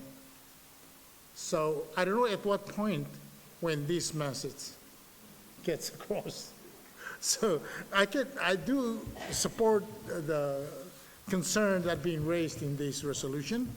And I myself, in my capacity as a congressman in Palau, had introduced a resolution in the House in Palau asking, echoing the same sentiment that has been raised in this assembly.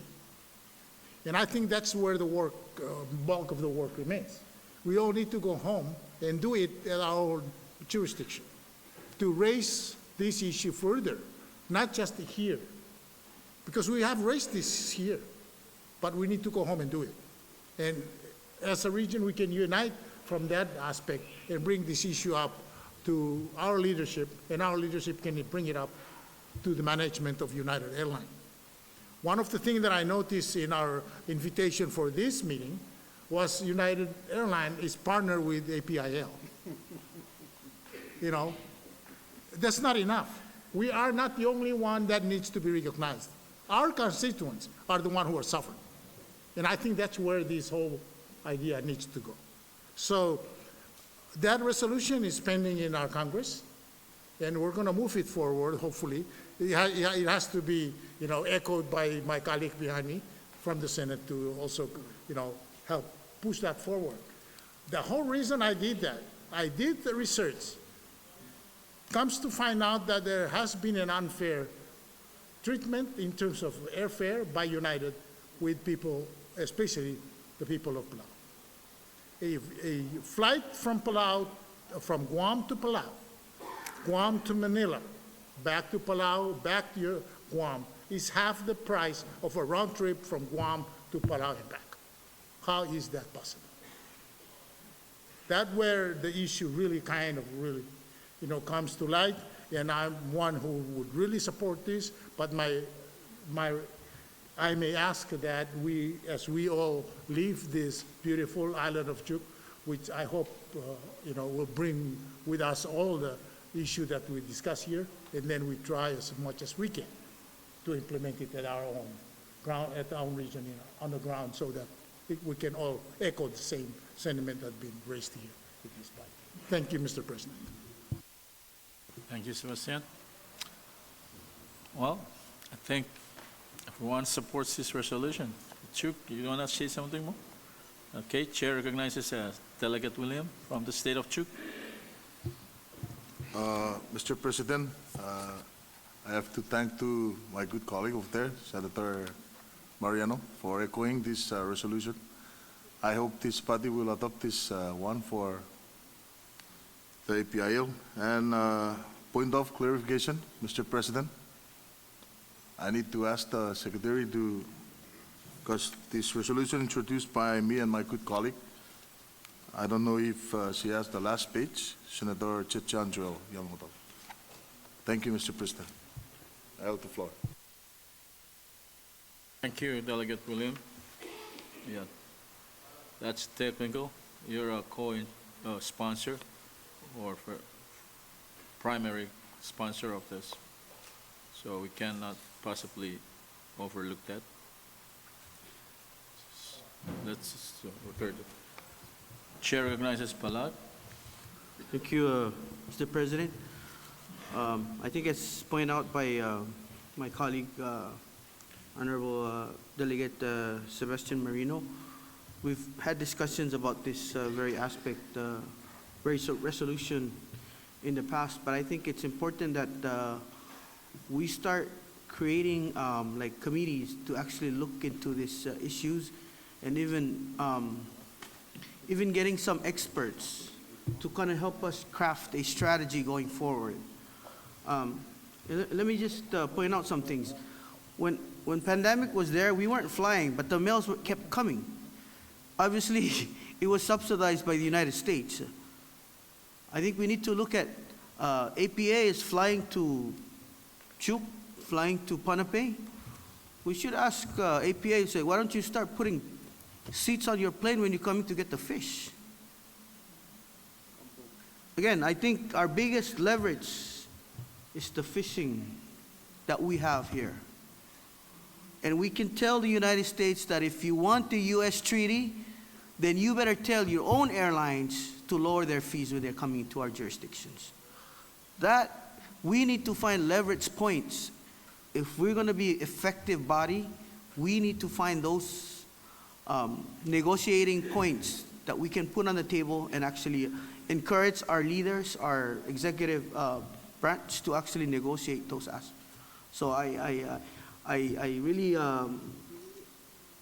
applaud that you're putting this on the table, that enable us to discuss this further, and actually ask that the Secretariat, maybe with Chuuk as leading that subcommittee and appointing other members and looking out to, I know there are other former United employees that are now politicians in our own respective countries. They do know some stuff about how their airlines are actually, and I'll give you an example of, I won't name names, but he actually said, you know, you guys have never actually negotiated with United, and I'm talking specifically for Palau, that you guys were never intended as local residents that were actually bringing the money in to the, it was actually the Japanese tourists. So what you can negotiate is says, look, you have 20 seats for the local residents at this price.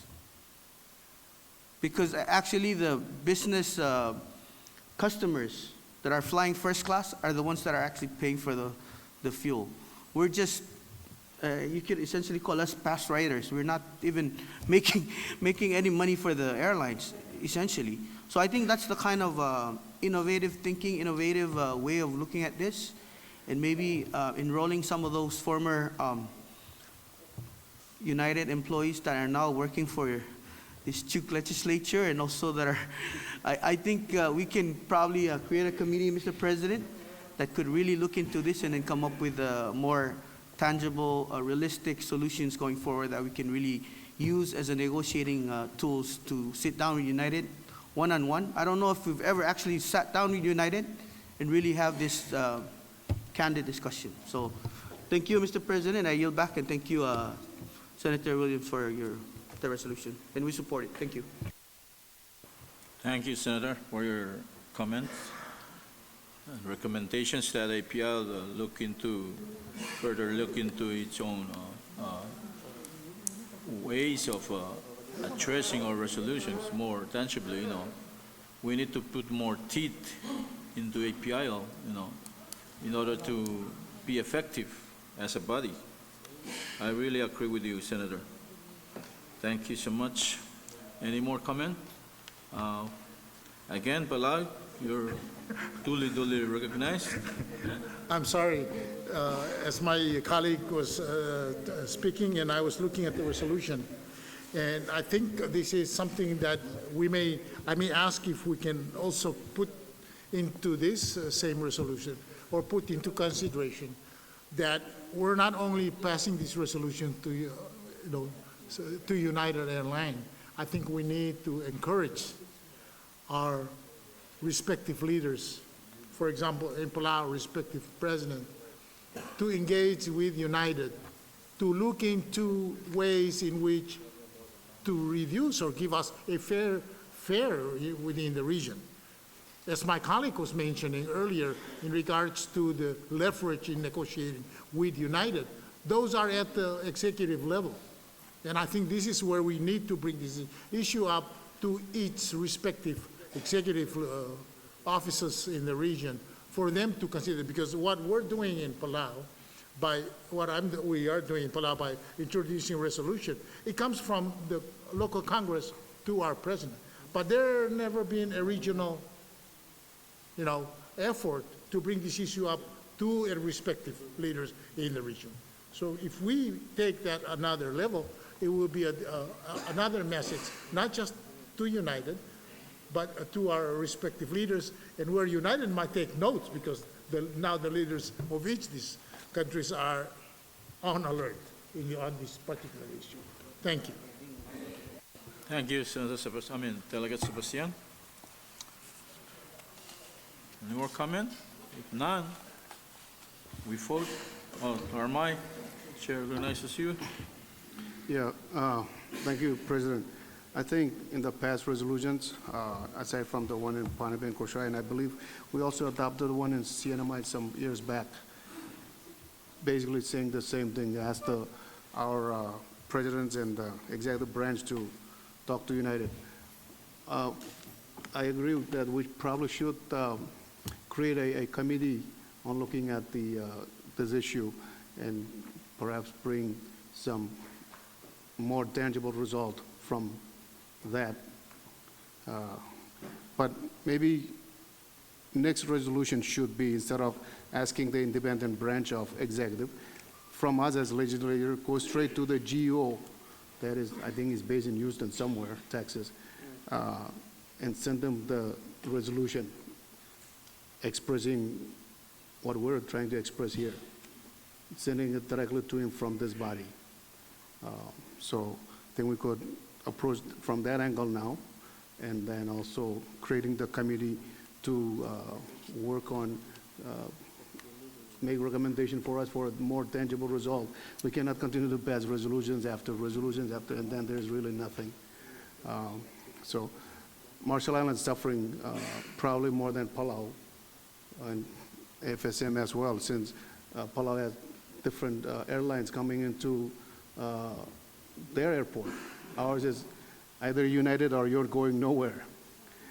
So they've really jacked up the price. For example, from Majuro to Honolulu, if you get a good price, it's $1,800 or sometimes $2,000, just one way. And that's 2,400 miles from Majuro to Honolulu. The same distance from Honolulu to LA is about 2,500 plus miles, and you pay $200 for that one round trip ticket. What the heck is that?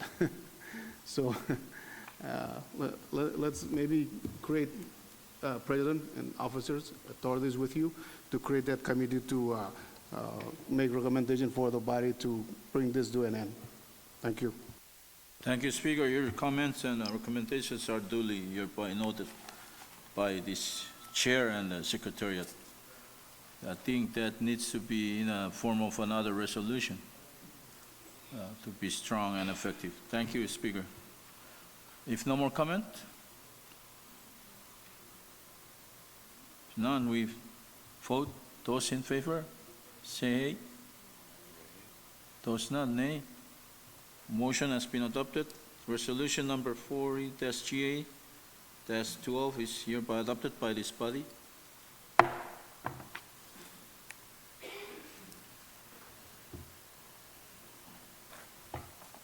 Secretary. Thank you, Mr. President, and may I just apologize to my brothers from the state of Chuuk. I omitted the name of the other sponsor of the previous resolution that has just been adopted, Senator Cheche Andrew Yamamoto. Thank you. Mr. President, point of privilege. Mr. President, I know we're still on the resolutions matter. I noticed that Chief Justice has come here and went out. I wonder if we can move and then do the suspend the rules and move up on the agenda. You know, we still have 2 more days here. I don't want to get in trouble and have to face him. And and he's been waiting for quite a while now, Vice Speaker Miguel. So if we can suspend the rules and then move up on our agenda and take care of the other agenda item and then move back to the resolutions, if that's okay. Again, I would hope that you don't have to go to court while you're here, while the CJ has been waiting. That was a motion already. Okay, move and seconded that we move the order of business to the last one, and by suspending the rules. Those in favor say aye. Aye. Those not, nay. Been moved and seconded that we move on to business, the nomination and election of APIL officers. APIL 23 to 24 term. Thank you.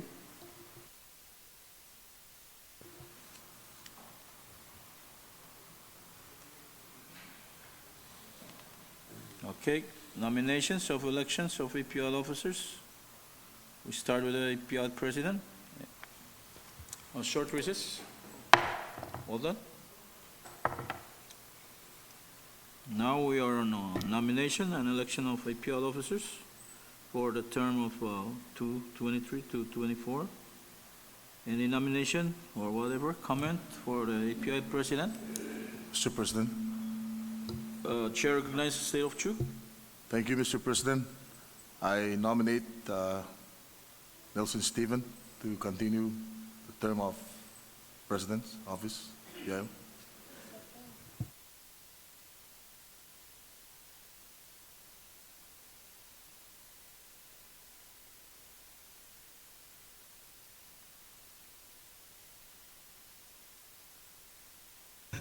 We second that.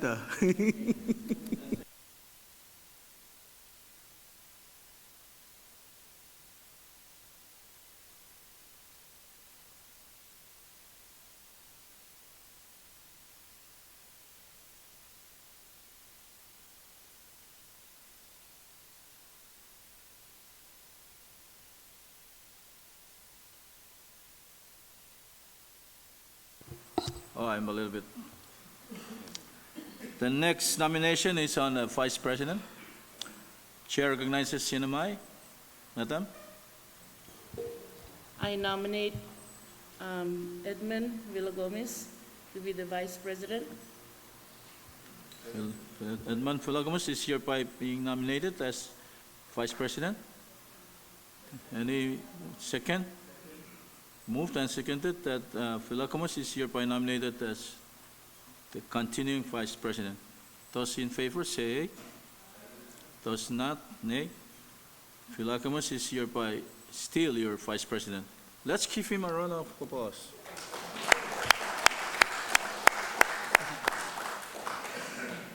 Thank you. The APIL Secretary, any nomination? Chair recognizes Kiribas.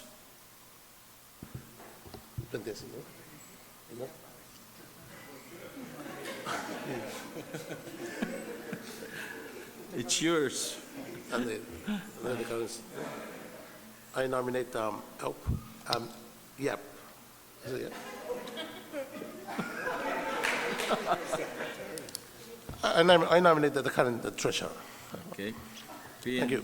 Moved and seconded that the secretary is nominated to be APIL Secretary.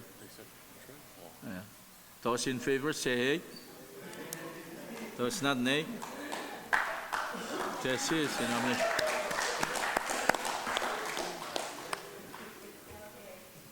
We're on APIL Treasurer. Any nomination? Recognizing state of Yap. Mr. President, just to clarify, are we nominating for the treasurer this time around? Yes. Okay, then I nominate Victor Bamo as our treasurer for the next year. The sitting treasurer is again nominated to continue as the treasurer of APIL. Those in favor say aye. Those not, nay. The sitting treasurer continues to be our treasurer.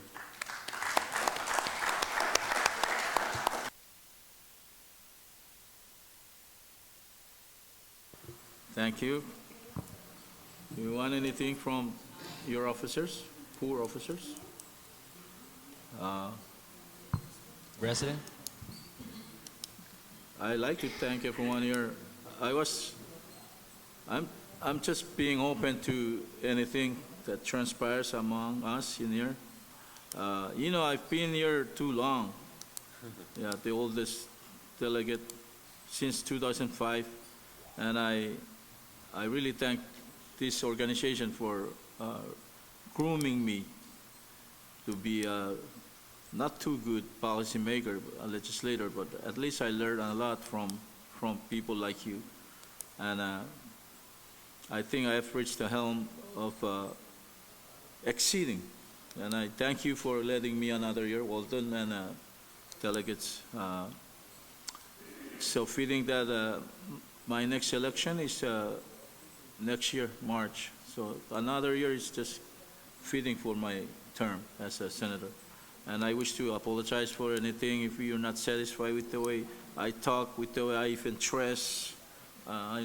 Walton said, why did you come here dressed casually yesterday? I said, I like Levi's better than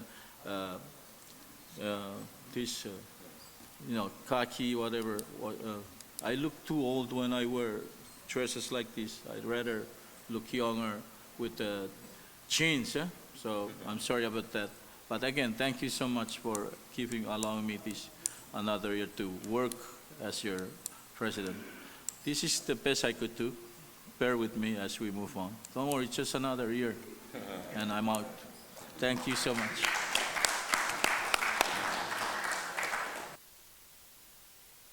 And I'll give my vice president, a good vice president. Good Vice President. That remains to be seen, Mr. President. I just want to thank all the head of delegation, the board of directors for giving me this opportunity, for nominating me, especially my delegation from the CNMI. As you know, whenever a new leadership comes in, things tend to change. And originally, I thought I'd give that honor and opportunity to this fine young lady, Representative Yang Tamai, because in my last term as Speaker, I appointed her as one of the heads of delegation for the CNMI. She yielded, and the leadership in the House actually gave me that honor and opportunity to represent them as an officer in the APIL.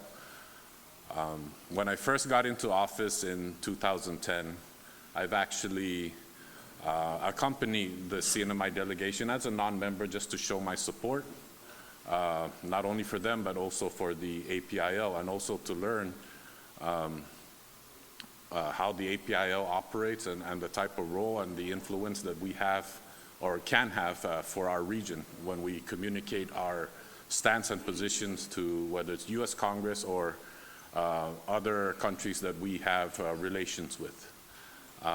So this is my first time to participate in the APIL, not as a non-member, but as a member, and now to have this seat as Vice President. Let us continue to work together. Again, like you mentioned, Mr. President, transparency and open communication, I think, is always key. Everything's not always going to be perfect. Let us agree to disagree if we need to. But again, let us all work together so we can stand united in moving this region forward.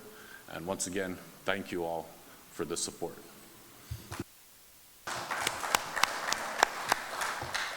Thank you, Vice President. Secretary, you have anything to say?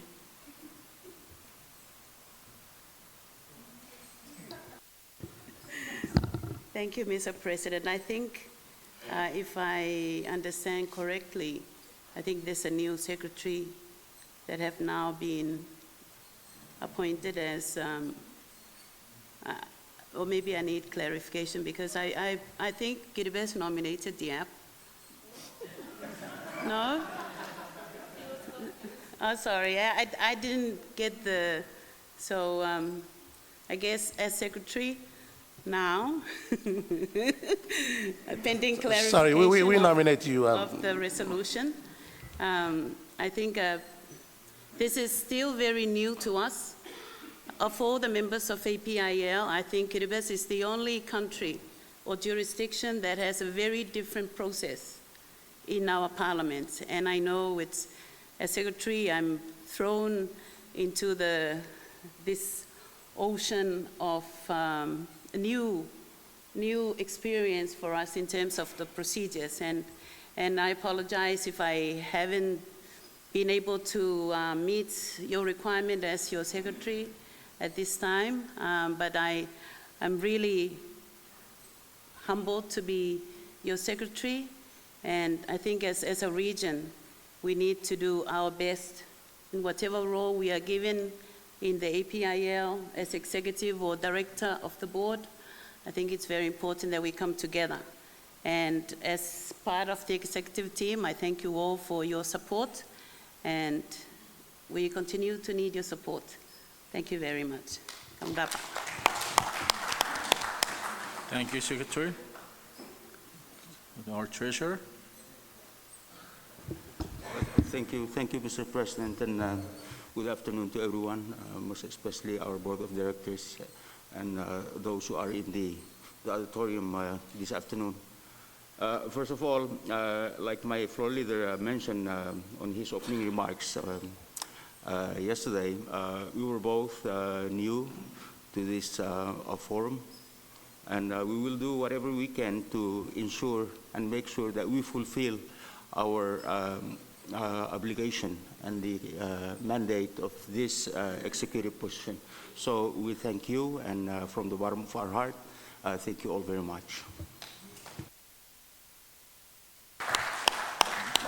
Thank you very much. That concludes the speeches from all of us, the presiders. We'll hand over the floor to our Honorable Chief Justice right now. Sword wishes. Right now, we're going to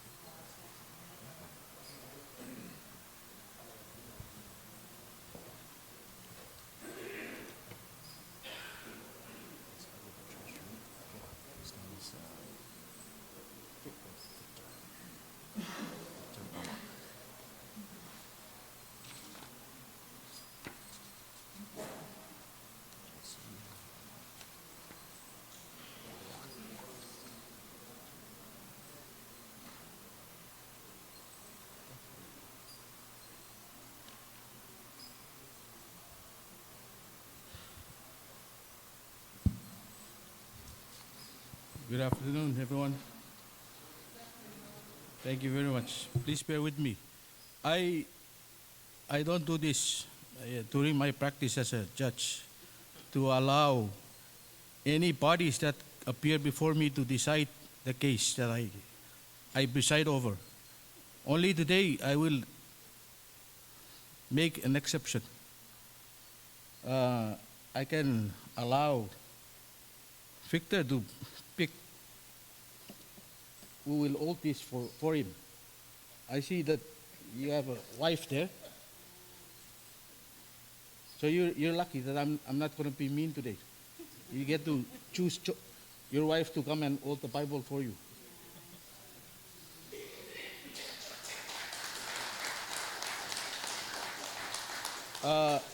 In the meantime, probably the others also think of your decision who will hold the Bible for you. This is all I can afford you.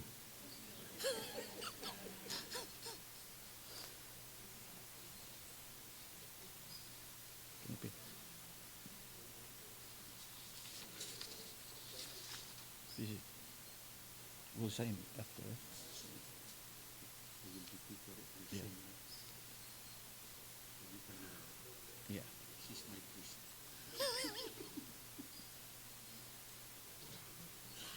Yeah. Yeah, the right. Yeah.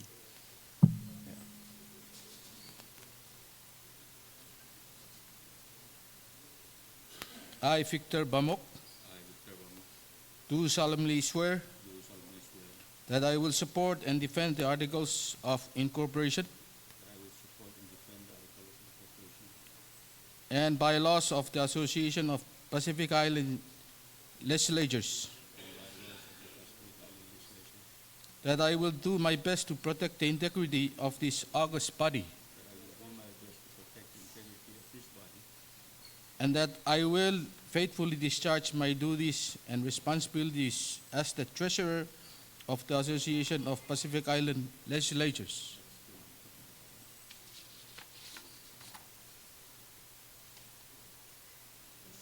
And that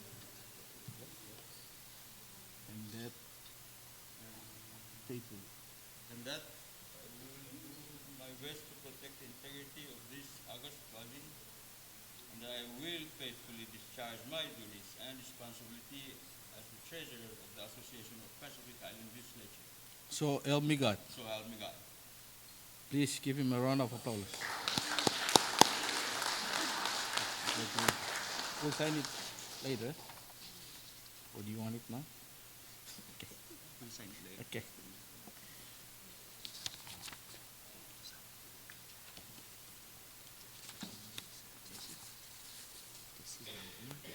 Yeah. Secretary. I'm going to ask my brother, Okay. Honorable Dr. Kaya, to help me with Okay. the item. So, just to.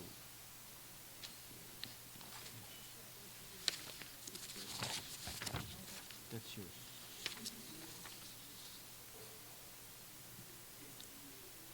I'll just abbreviate this. E as Tessie E.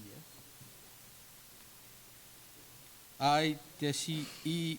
Lamburn, I, Tessie E. Lamborn, do solemnly swear do solemnly swear that I will support and defend the Articles of Incorporation that I will support and defend the Articles of Incorporation and bylaws of the Association of Pacific Island Legislatures, and bylaws of the Association of Pacific Island Legislatures, that I will do my best to protect the integrity of this august body, that I will do my best to protect the integrity of this august body, and that I will faithfully discharge my duties and responsibilities as the Secretary of the Association of Pacific Island Legislatures, and that I will faithfully discharge my duties and responsibilities as the Secretary of the Association of Pacific Island Legislatures.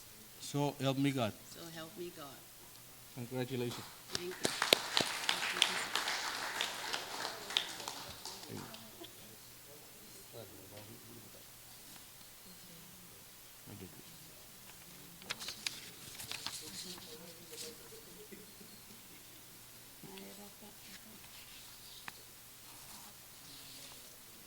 Right?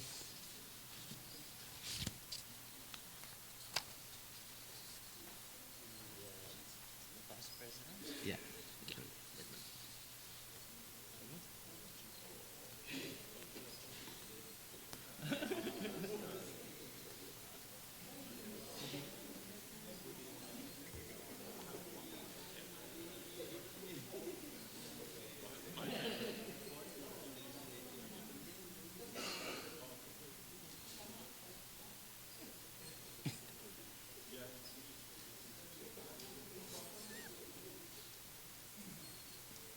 Otherwise, I will pronounce him guilty.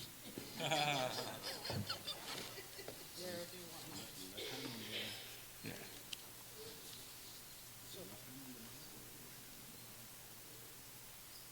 Left hand.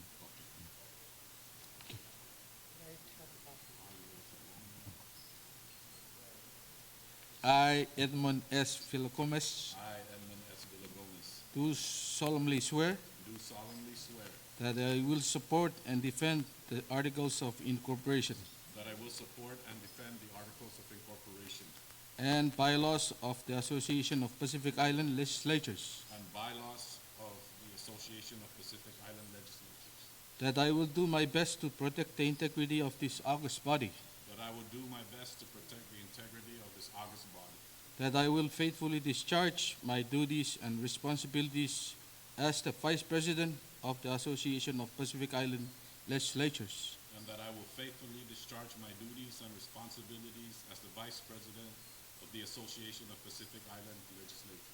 so help me God. So help me God. Congratulations. Thank you, Your Honor.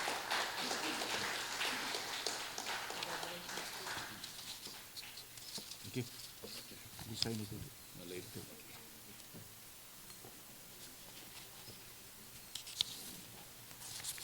Mr. President.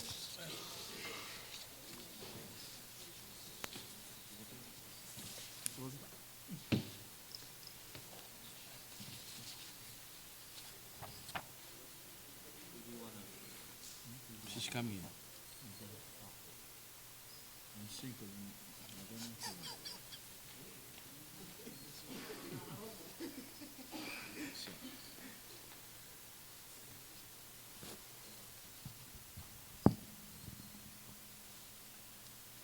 I, Nelson Stephen, I, Nelson Stephen, do solemnly swear do solemnly swear that I will support and defend the Articles of Incorporation that I will support and defend the Articles of Incorporation and bylaws of the Association of the Pacific Island Legislatures, and bylaws of the Association of Pacific Island Legislatures, that I will do my best to protect the integrity of this august body, that I will do my best to protect the integrity of this august body, and that I will faithfully discharge my duties and responsibilities as the President of the Association of the Pacific Island Legislatures.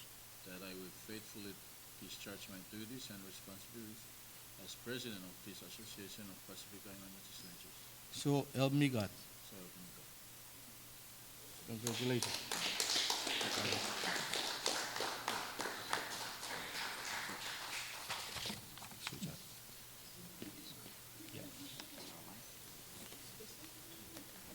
Thank you.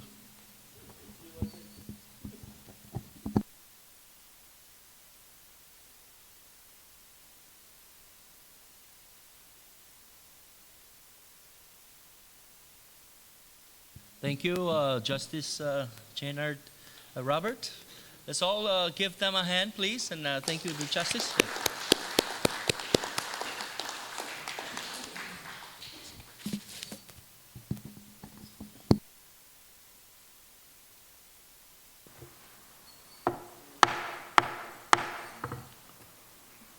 This 40th General Assembly of this APIL is back to order. I order our order of business back to the regular agenda of the resolutions. Secretary? Thank you, Mr. President. And the next resolution is number 40-GA-13, voicing the strong resolve of the Association of Pacific Island Legislatures to combat the invasion of the coconut rhinoceros beetle and requesting the legislative and parliamentary assemblies of all of the APIL jurisdictions to join together in forming an intergovernmental approach and regional program to once and for all eradicate this destructive invader from the natural environments of our islands. This resolution is introduced by Miguel Miguel and Mitaro I. Semina from State of Pohnpei. Thank you, Mr. President. Thank you, Secretary. Any motion for adoption? Mr. President, I move for adoption. So moved and seconded. The discussion is open on the floor. I recognize the State of Pohnpei. Thank you, Mr. President. In line with the theme, security and livelihood, that's the main purpose and intention of this resolution. Collaboratively asking the AUKUS body to work together to stop the negative impact of what's said coconut rhinoceros beetle in the region. Thank you. Thank you, Delegate Semina. Any further comment? Chair recognizes Republic of Marshall Islands. Speaker Keddy. Just briefly, as maybe some of us are aware, Mr. President, thank you for the floor. Rhino beetle has landed in Majuro now, and the cabinet has declared emergency about a week ago, actually in October 3rd, and it remains in Majuro at the moment.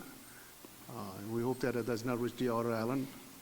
Main income source of our population in the outer islands, the copra making, and we're trying to prevent it from going to the outer island. So I support this resolution, and also at the same time with our colleagues from Guam and Palau that have experience having the rhino beetle in their jurisdictions, if they can also share their expertise with us and trying to contain the beetle from affecting our $7 million industry in the outer island. Just paying the copra.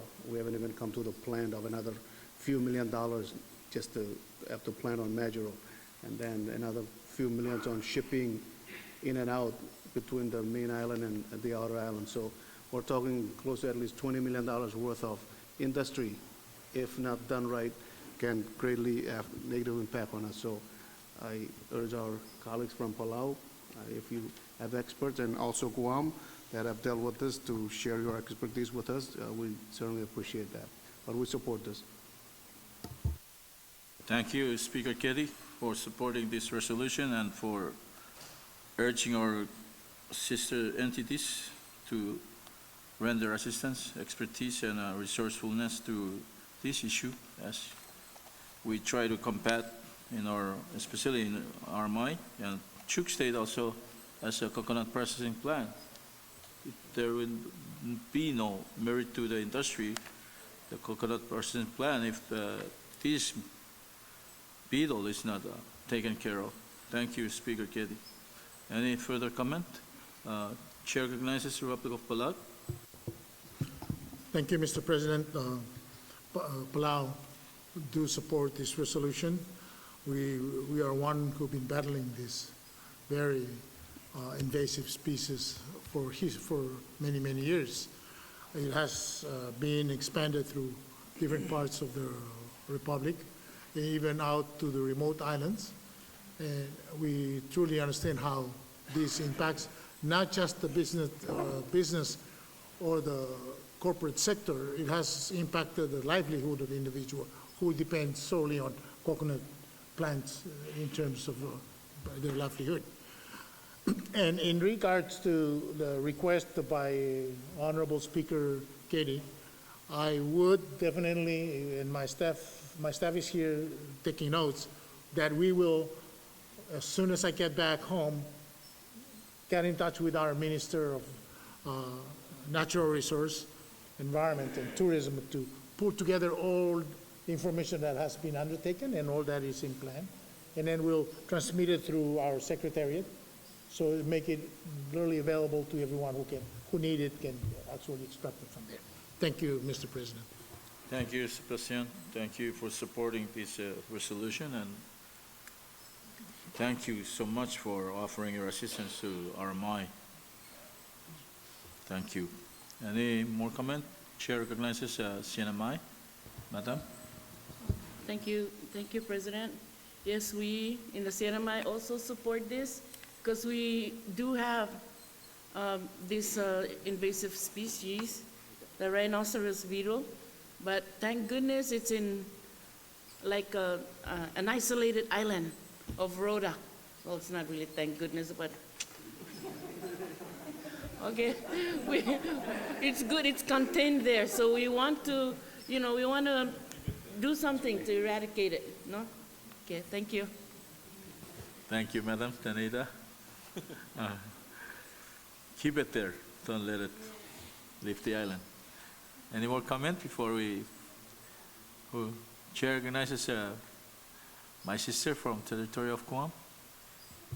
Situas Masi, Mr. President, thank you. In our efforts to support this resolution for our brothers and sisters in the state of Pohnpei, I want to say that Guam, too, has had a major experience in the effects of what the rhinoceros beetle has done to our island, and we do have a plan of action. We've had mitigation efforts, we've had resources come our way, and I too like to follow the lead of our brother and sister in Palau and share that we do have information, we do have, I guess, resolve and resolutions how to help eradicate this, and be more than willing to work with the Department of Agriculture to get the plan that's already in place and share with our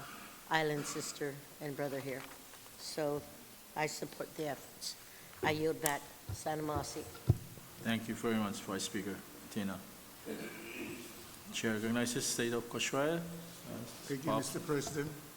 Likewise, I think Kosrae has also identified this organism in the island, and they've been doing mitigating measures to combat it. So we fully support this resolution. Thank you. Thank you, Senator Bob Skilling, for your support to the resolution. Thank you so much.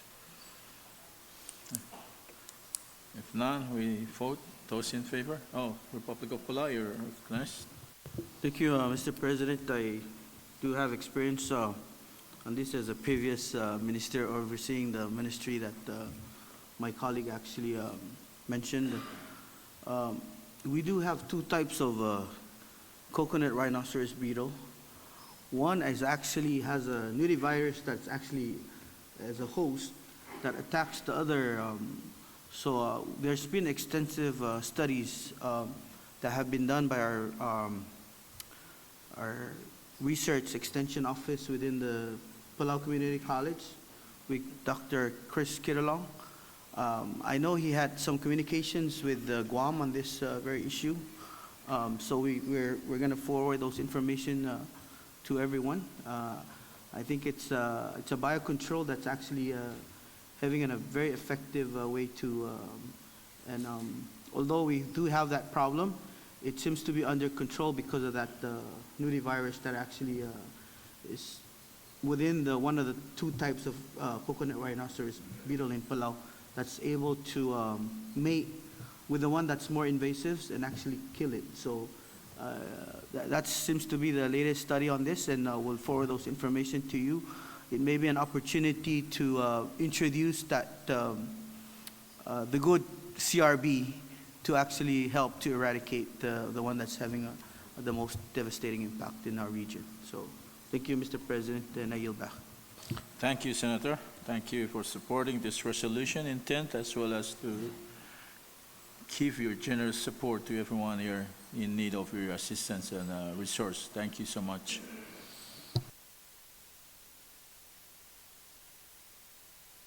Any more?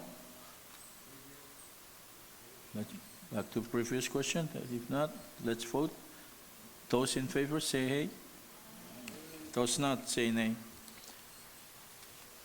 APIL resolution number 40-G8-13 is now adopted by this assembly.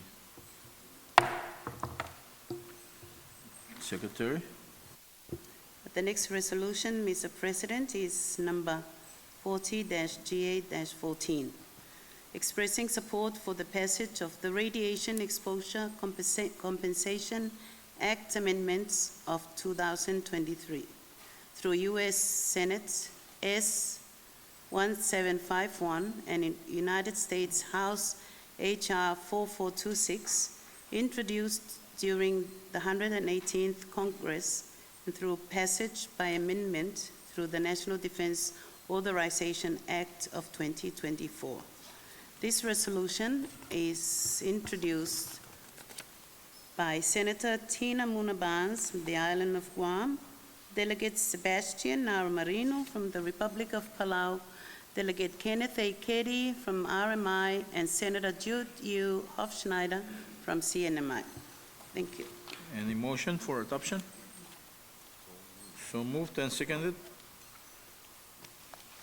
Discussion is now open for especially Delegate Republic of the Marshall Island, Speaker Keddy, and Jude of Snyder, sponsors of this. Me. I yield floor, President, to my good colleague from Guam, Vice Speaker. Okay, floor has been yielded to the Honorable Senator Tina Muna Barnes, Vice Speaker. Si Juice Masi, Mr. President, for this opportunity. I want to note that earlier today I heard my colleague, Speaker Kitty, talk about the atrocities faced by the Marshallese as a result of the nuclear testing on their islands. While the RMI faced the brunt of the impact due to the contamination of the ships from the RMI, which was done on Guam, and the winds of the Pacific, Guam faced some form of radiation impact. Right now, Mr. President, there are measures in the Congress to help those impacted on Guam to receive some compensation that would give them the ability to get the treatment they need. And I sincerely hope to count on all my colleagues here for their support. I also want to thank my colleagues from the CNMI, Palau, and the Marshall Islands for their partnership on this measure. Hasn't been an easy journey, but we have seen the impact of this. And we should never give up on trying to do right by those that were impacted by this radiation contamination, Mr. President. So again, a heartfelt appreciation and thank you to my colleagues who signed on to be co-sponsors of this, and ask the rest of my colleagues to support this effort. Sinamasi, and I yield back. Thank you, Vice Speaker Tina, for your profound remarks and support to APIL resolution number 40-GA-14. Any more comment? Support? It's very self-explanatory, so let's vote. Those in favor, say aye. Aye. Those not, say nay. APIL resolution number 40-GA-14 is now adopted by this Assembly.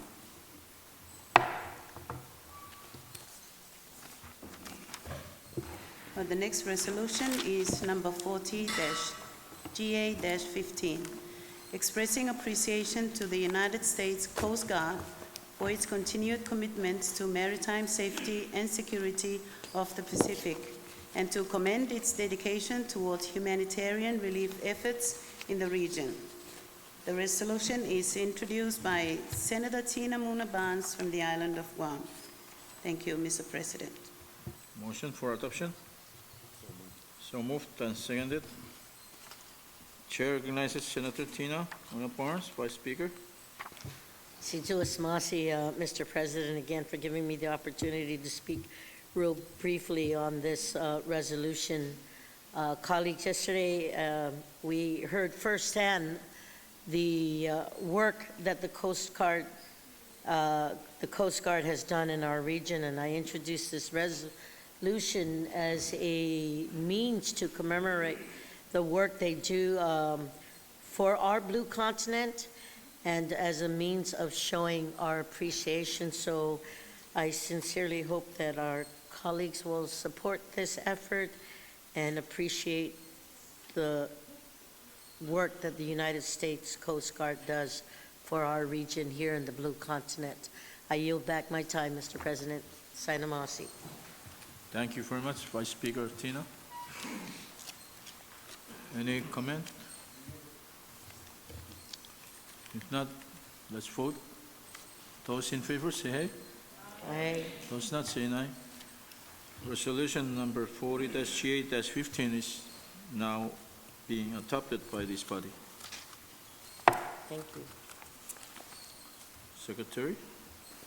Next resolution is number 40-GA-16, encouraging members of the Association of Pacific Island Legislatures to join the Pacific Islands Parliament Group. This resolution is introduced by Delegate Sebastian R. Marino, delegation to APIL from the Republic of Palau, and Speaker Kenneth Keddy, delegation to APIL from the Republic of Marshall Islands. Thank you, Mr. President. This chair recognizes Delegate Marino or Speaker Keddy. Thank you, Mr. President. This is just an encouragement resolution to every member of the PIL body.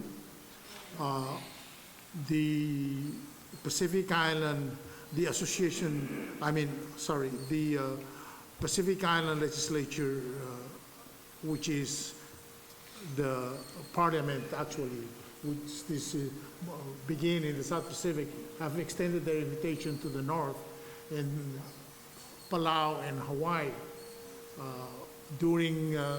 before the COVID, 2019, first participated in this group.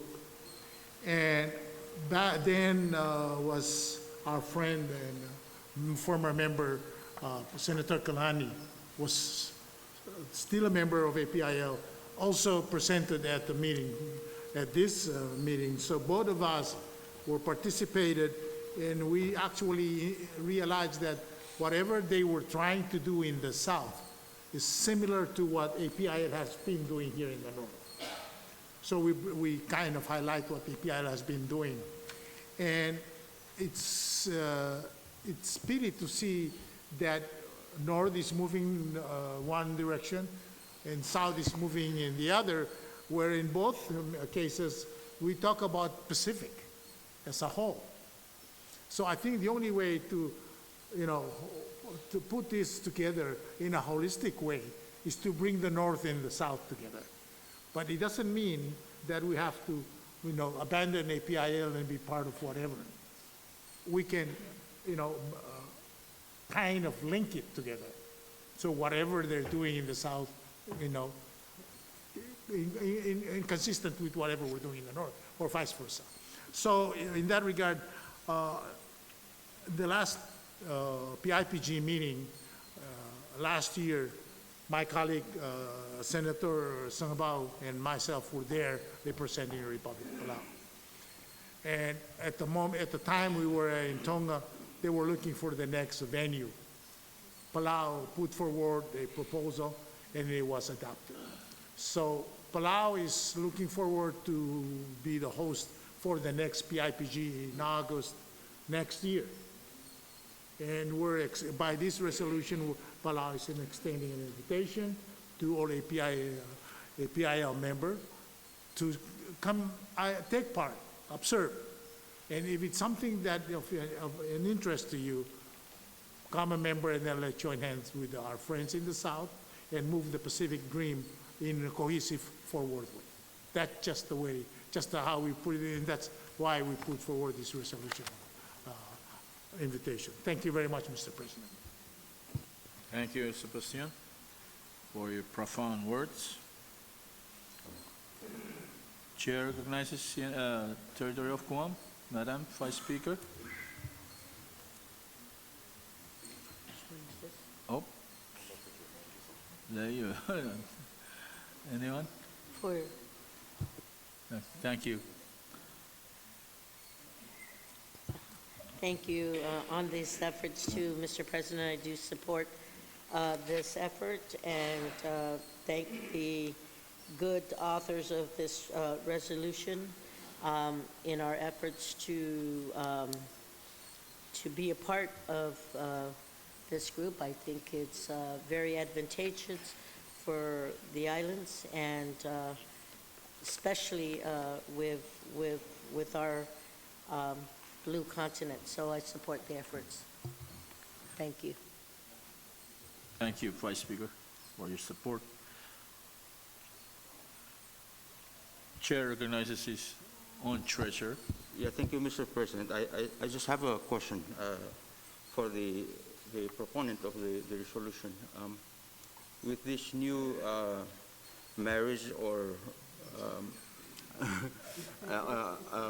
for APIL to be able to absorb, to come in as an observer, do we still pay the same dues, or does it reduce, or further study needs to be made?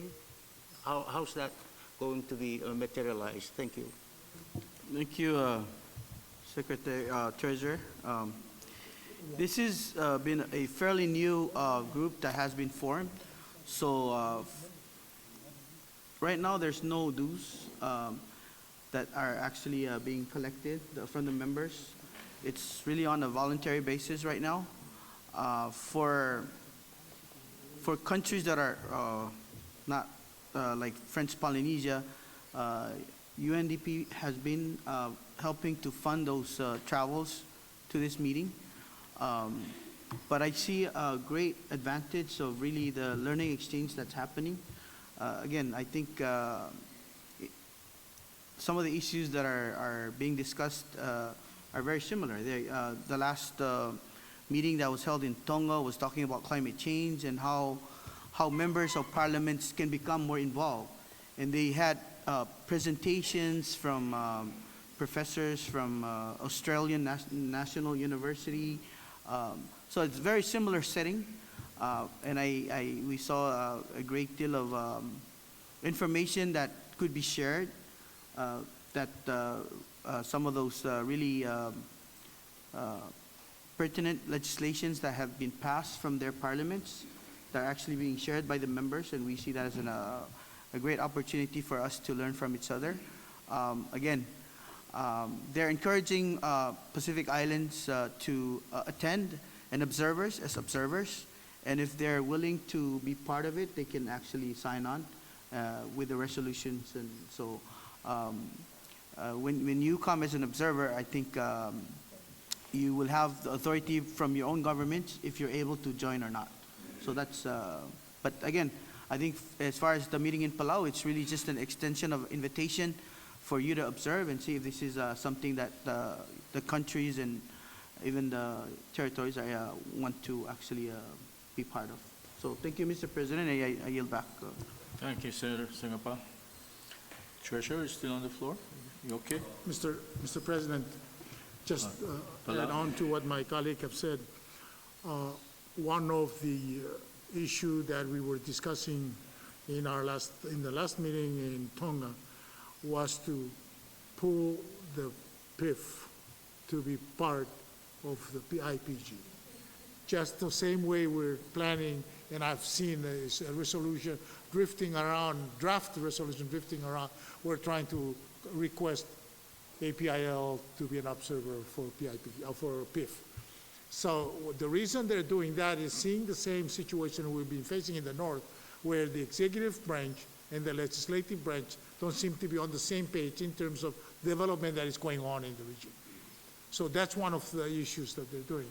And one of the reasons they decided to accept Palau's offer to host, I did put forward some sort of convincing, argument why Palau will be the best place to host the next PIPG. Because as we were talking about the Pacific in the South, they talk about the united approach for the Pacific. And I put forward an argument that I don't think it's united yet without the North. So hosting for the next PIPG in Palau, we definitely will bring the South and the North together. Then we can talk about united front in terms of Pacific approach. Thank you, Mr. President. Thank you, Sebastian. Chair recognizes RMI. Yeah, as a co-sponsor of the resolution GS16, in answering the treasurer's question as to what it would look like. When I was a Minister of Transportation and Communications, while I was chairing the Migrant and Shipping Commission, which is the body that regulates the shipping that brings in goods to our region and regulates them so they don't go crazy on us,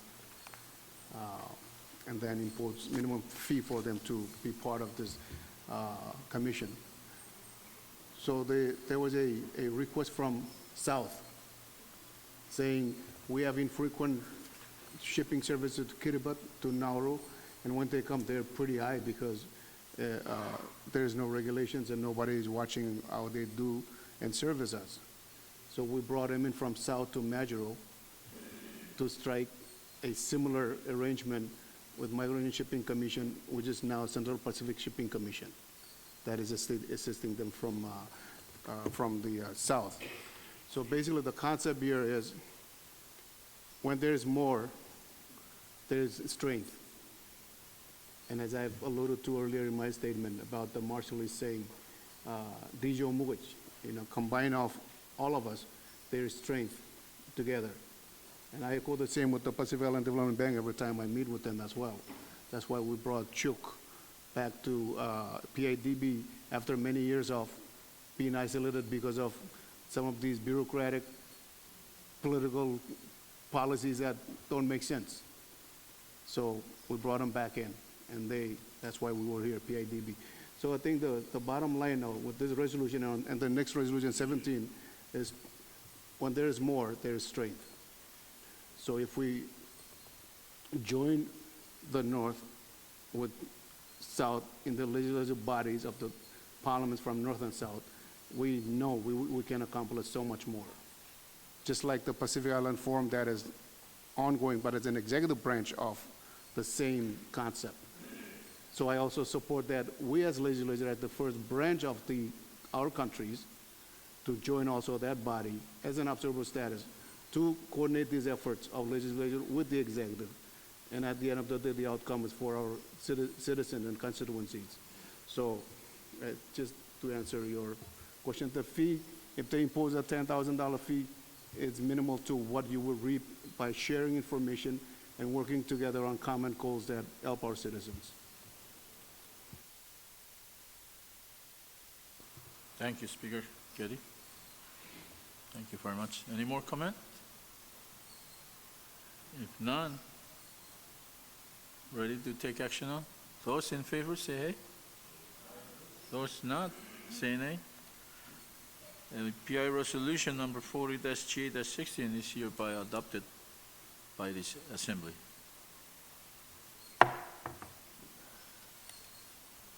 Secretary.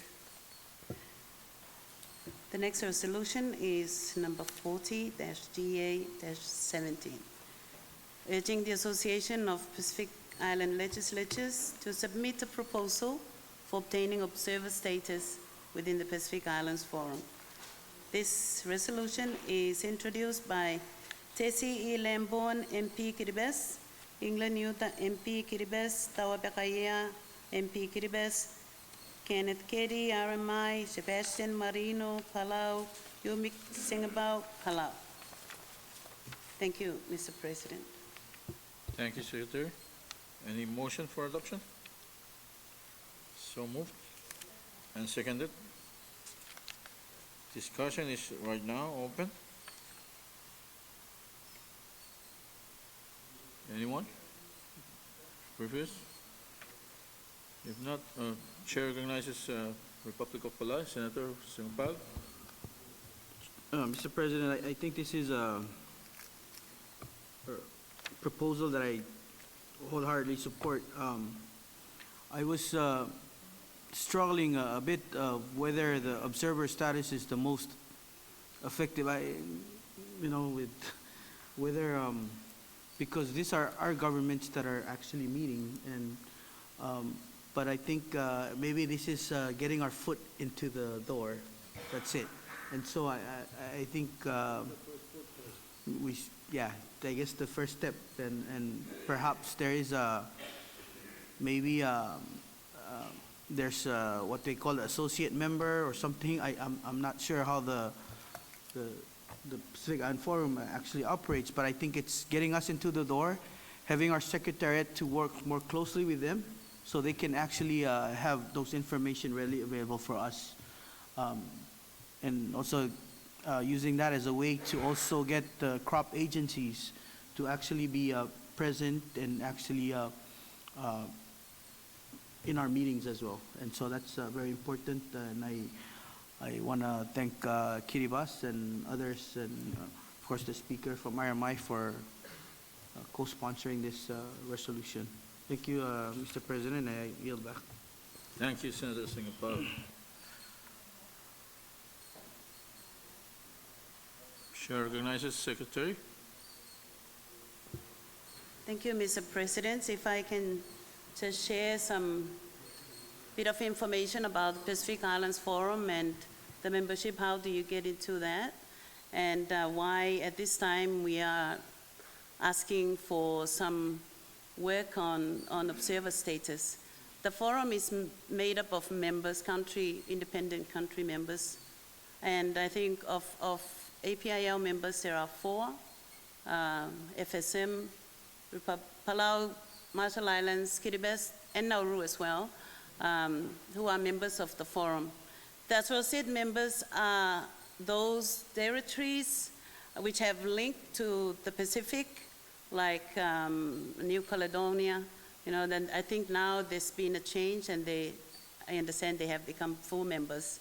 But that's how you get to be associate members. And I think for our brothers and sisters within APIL, I think that there's a door open for you if you want to consider getting that foot into the whole blue continent decision-making body, because that's where all the decisions are made for our region. And I think with my brothers from Palau and RMI have already spoken about the value of having a presence. It's very hard to be observer. You have to be an organization that has that contribute a lot to the region. The UN bodies and also the Association of, Pacific Association of NGOs. And I think for us, now that there is a Pacific Island Parliament group, I think there's going to be a struggle between who to recognize as observer, APIL or that group. But I think we can also move through that. But as APIL, I think we've been talking about things that we do not have access to information on. And climate change, that's one of the things during the morning presentation. There was a lot of questions on things or new information that we are not aware of. And I think this is a link, it will provide a link between the two branches of the government in our region. The executive, those who are making decisions in the Pacific Islands Forum, and the legislative branch of government in our region. So this is the first step, and depending on how the constitutive agreement of the forum changes, then we might have an opportunity to become more than observers. So that's just some background information on that, Mr. President. Thank you. We're done. Thank you, Secretary, for adding on to this resolution discussion. Any more? Previous? Those in favor say aye. Those not, nay. API resolution number 40-GA-17 is adopted by this Assembly. Secretary, that's your last. The second last resolution.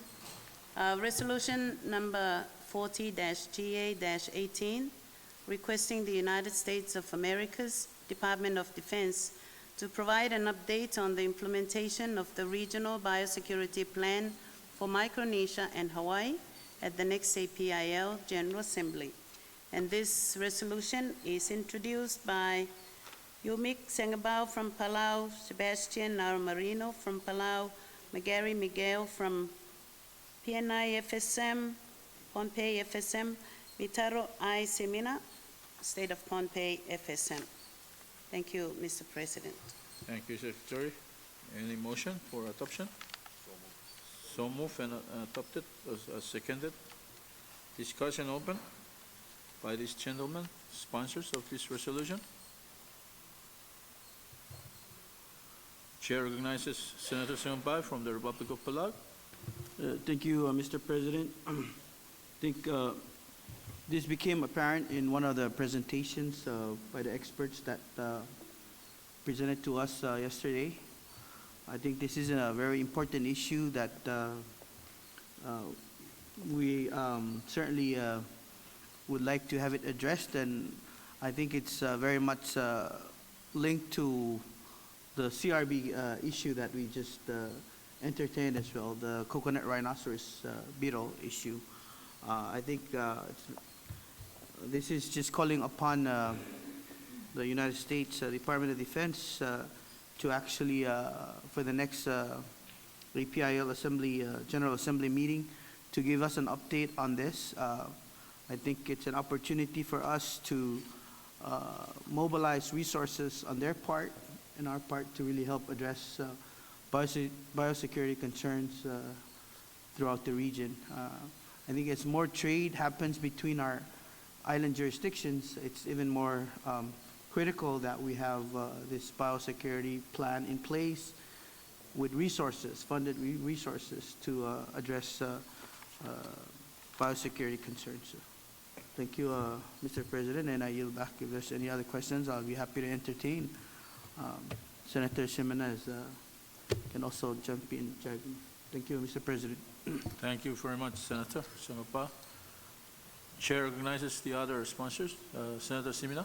Thank you, Mr. President. I think what mentioned by Honorable Sengabao, it's the intent of the resolution, it's self-explanatory. But to securing the well-being of the people and ecosystem in the Pacific region is particularly of paramount importance to all of us. And I think we want to go ahead and pass the resolution. Thank you. Thank you, Senator Simina. Any more comments of support? If not, we vote. Those in favor say hey. Those not say nay. API resolution number 4-G8-18 is hereby adopted by this assembly.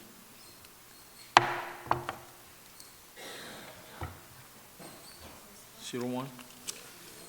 We are now back on to resolution number 4-G8-01 that was delayed action on due to some technicalities. Secretary. Thank you, Mr. President.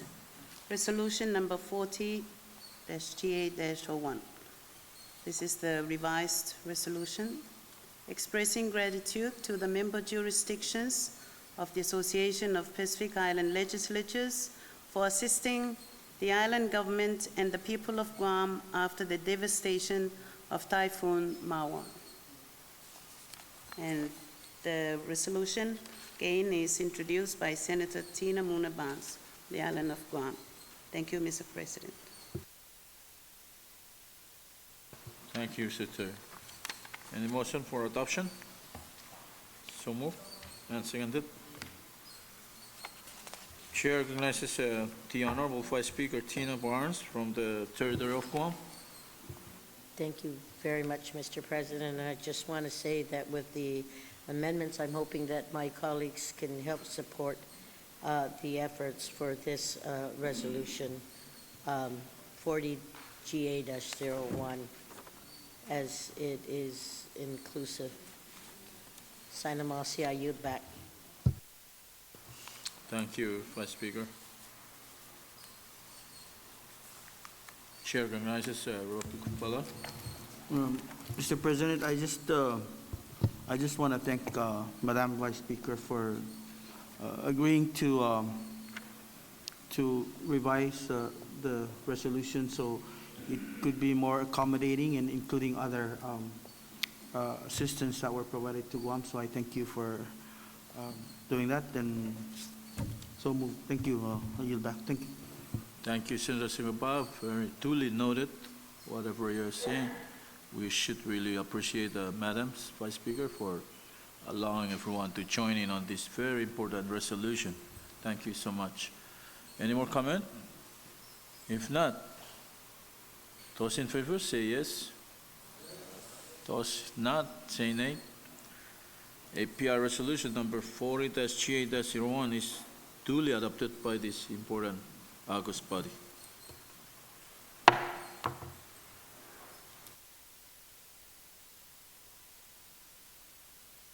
Break.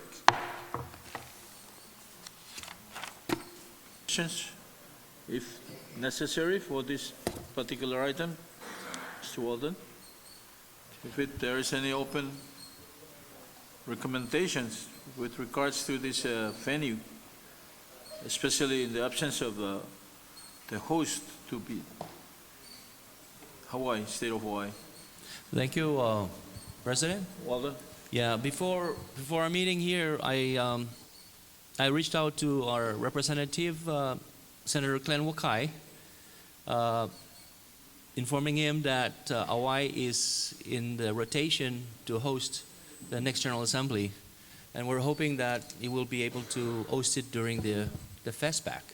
And that was the agreement that they agreed on during the last FESPAC 4 years ago during the COVID time, so it was canceled.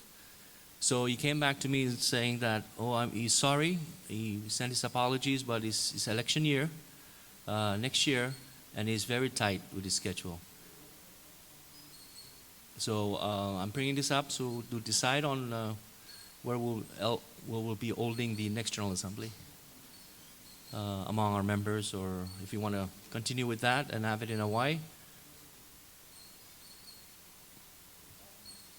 Thank you, Walden. Yeah. Hawaii is still a pending venue as of now. We haven't confirmed yet whether there will be any changes or how I continue to be the host. Chair recognizes our mic, Speaker Kelly. Are we on the air or off the air? On the air, okay. Thank you, President. Yeah, if that's the case in terms of what the next venue should be, as the consensus that we rotate venues, and then the bylaws are clear as to the Board of Directors deciding on the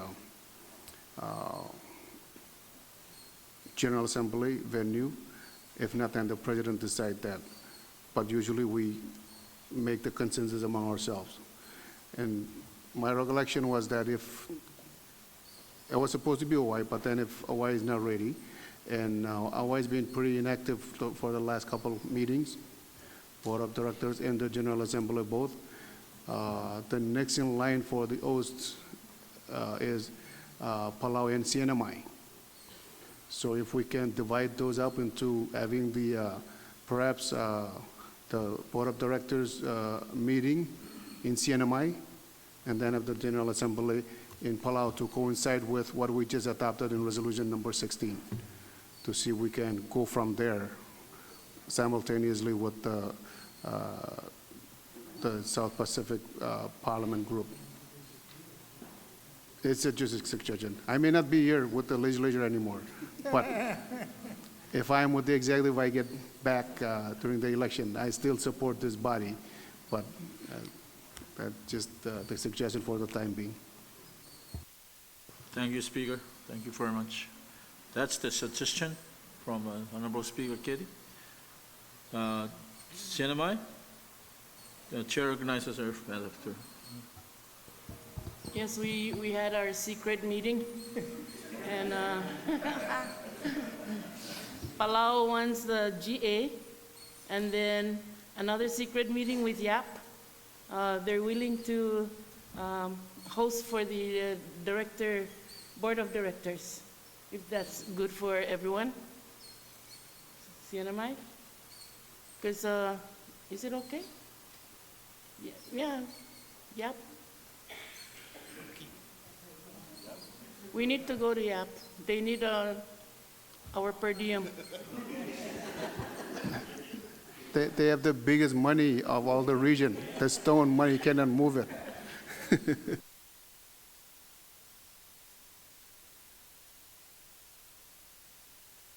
Chair recognizes Honorable Terrence, floor leader. Mr. President, YAP welcomes the Board of Directors meeting in YAP. So, yes, we welcome this body to meet in YAP. So, thank you very much. Thank you, Delegate Terrence. That's it for the Board of Directors. I yield back the floor to Republic of Palau, Delegate Sebastian. Mr. President, first of all, let me just take this opportunity to thank Honorable Speaker Kenneth for suggesting Palau. But of course, Palau always have an open heart, open arm for any Pacific activities to be occurred there. Yes, we're ready for it. And we welcome the APIL body to be in Palau if be able to coincide with the PIPG meeting, that would be even better.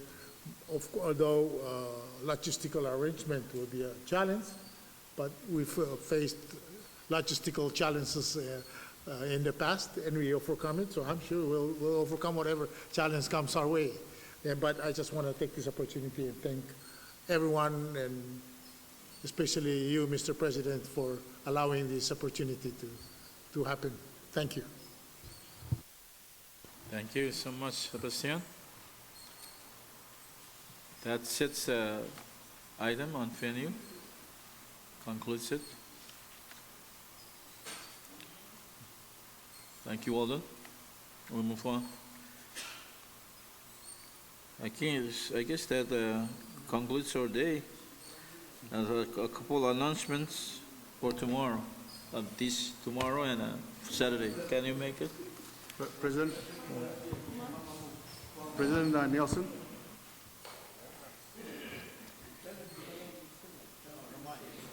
Chair Yeah. recognizes Aramay. I'm sorry, it's just going to be 2 minutes. I just want to go on record so our secretariat can start working on this. It bothers me that we keep calling the name of Nauru in Hawaii now, but Nauru has been missing. I met with the speaker of Nauru, Speaker Marcus. He came to my office, and I kind of told him that, we may be sending somebody from APIL to meet with the leadership there to update them on what's going on with the APIL and perhaps invite them back. So I think we should make a decision, maybe not now, but when we get to YAP, to send a small committee along with the secretariat, or if you want to go now before our election in November, I'm willing to volunteer to go, pay my own expense, just because that's my speaker friend there in Nauru. With the secretariat, maybe a member or two from the body, so we can go visit the leadership there and try to bring them back. And then on the way back, visit Hawaii State Legislature and see the leadership there and see if we can, discuss what the issue is, what's going on. They haven't been active for last couple of meetings, and so to bring them back to the table as well. So it's just for us to think about, and I'm volunteering myself, and will pay my own expense just to go meet with the speaker from Nauru to bring them back to the APIL. Thank you, Speaker. That's a very, very good suggestion, Secretariat. We'll look into that from now on. Chair recognizes Representative of Balad. Sebastian. Mr. President, if I'm not mistaken, I've heard this will be the second time for me to hear this from Honorable Speaker Kenneth. So it has been mentioned before, and I think we need to look into how and in which way we can bring and unite the Pacific. As we think about extending our arms to the south, I think we need to wrap our arms first in the north before we begin to extend it. And I would love to be joined with Speaker Kenneth in a way of finding a way and solution to bring in Nauru, Hawaii, and American Samoa. Samoa, as I've seen them on the list, but I haven't met them in person on this. Well, let me take my words back. I've met Hawaii here during Senator Kalani's time. But since then, I haven't seen them present in this body. Thank you very much. Thank you, Sebastian. Thank you so much. We'll definitely look into those suggestions as soon as possible. Any more comment before someone say thank you so much for the hard work we had together since yesterday until today? Even so, we'll be having farewell remarks in the farewell reception. Sebastian? Just one more note, Mr. President. If I'm not mistaken, during our meeting in Kosrae, last meeting in Kosrae, there was a resolution. I think that was proposed on the floor, and I'm not saying this because I am in favor of it. Of course, we did pass it, and I did agree to it in the concept. That was considering proposed increase in our country contribution. That was somehow, I think, considering the issue we're facing these days. Inflation have inflated so much to the point where cost of hotel travel and everything, and even our cost of our meeting have increased.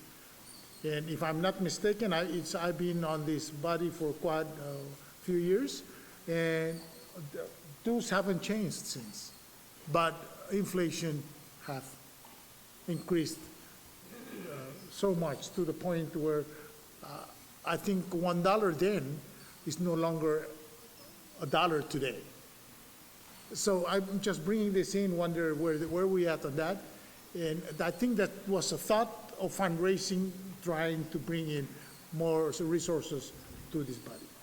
And I think and I'm proposing, Mr. President, that we need to expand our thought and ideas on what or how we can begin to think about fundraising to bring in more resources to help, make whatever we dreams that comes across on this table will be reality.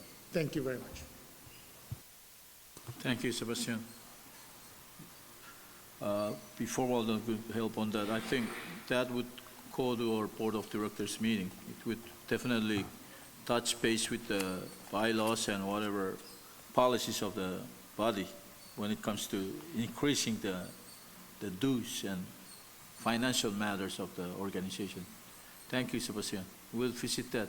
I think it's better to put that as a proposed agenda in the next Board of Directors meeting. It's very important that we revisit the dues as an organization. Thank you. Lalo, I continue. Sorry, really I don't want recognizing to keep, Mr. President, I don't want to keep everybody from, I know it's past 5 o'clock, but I think perhaps we should start establishing committees, like fundraising committee, technical committee, where if something like technical issues, you could actually assign it to them for reporting on the next meetings. So for instance, I had mentioned that we should start looking at having observers come and actually be part of this and even pay dues. I know they do that for the other bodies. For the Pacific Island Forum, when if FSM is actually hosting the Pacific Island Forum, of course their partners, their bilateral partners, actually contribute a lot of resources to help them organize those meetings. So it's a suggestion. I'll put it out here, and maybe the Secretariat could help us, and with your leadership, Mr. President, kind of consider this. So maybe come up with committees and then actually assign the members of those committees, Mr. President. Thank you, Senator Singapore. We have committees, right? But very inactive. Yeah, we have committees of this body. Yeah, I think me and Secretariat will reissue the committees and we assign members to them. Whoever is interested in one committee, just sign up on a particular committee. But thank you very much, Senator, for reminding us. Thank you. If no more comment, we can always say thank you before adjournment. There are farewell remarks will be at the farewell reception, so anybody can talk during that party more fluently upon a coconut drink or kava. You wish to say something, Vice President? Thank you. So thank you so much for today's work. I sincerely apologize to anything, to anyone that we don't deliver today.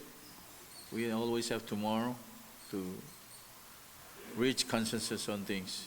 I really have trust. We believe in Micronesian consensus as our driving force and process in our body, August body organization. Thank you so much. Sebastian? Just quick one. I think if I don't say it here now, it will be misplaced if I say it at the closing reception. But I just want to, first of all, thank whoever is behind this every day since we've been here. It struck me that when we first got here, the theme that I normally would hear from the leaders were that please spend your per diem. but we've been eating snacks and snacks for free ever since we came. And I can't thank whoever is behind this, much as I would like to. But I hope that at the end of this meeting, an invoice will be distributed to every country so that they can put up their fair share. And thank you for the food and the drinks that we've been having ever since we've been here. Thank you.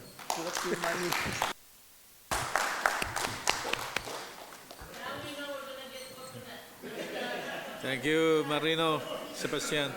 We're humbled by your words. Kiribas, you're recognized. Okay, thank you, Mr. President. Just before we leave, I'd just like to congratulate you guys, Mr. President and the Vice President and the Secretary and the Treasurer, especially to our Secretary, and say sorry to our Secretary because I think we misunderstand.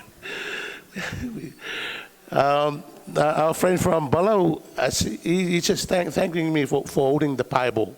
And I just said to him, I was going to say to him that holding the Bible is another way of saying sorry to our friend. But anyways, thank you very much. We're really enjoying what we have today, and especially the meals and the sharing that we have here all around the table. And thank you very much. And we just like to let you know that we love you all. Thank you very much. Let's just go around the table. Chair recognizes Vice Speaker, Madam, my dear sister from Guam. Thank you very much, Mr. President. And in the same efforts, sharing the same sentiments, I really do want to take the time to extend my Undankalunasitos Mahasi to all our colleagues here, to the wonderful island of Chuuk, to the hospitality that you've offered, to the leadership. Thank you very much. It truly has been a blessing to be here, and I know we have a couple of more days to enjoy and spend more of our per diem, and those who finish their per diem, they can still dig into their pockets and get more money out. There's a lot of good treats out there, and it truly is a blessing to be here with each and every one of you. So thank you from the bottom of my heart.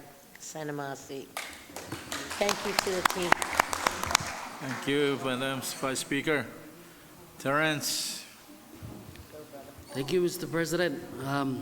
First off, I want to thank you, Mr. President, Vice President, Secretary, and our Treasurer. I want to also thank everybody, all the delegates present. This is my first, as I said in my opening remarks. I hope it's not going to be the last. But I also want to, in line with the other speakers before me, I also thank the Chuuk leadership and the people of Chuuk, Speaker Mersai and President Kony, and their very colorful staff for hosting this APIL gathering this time around.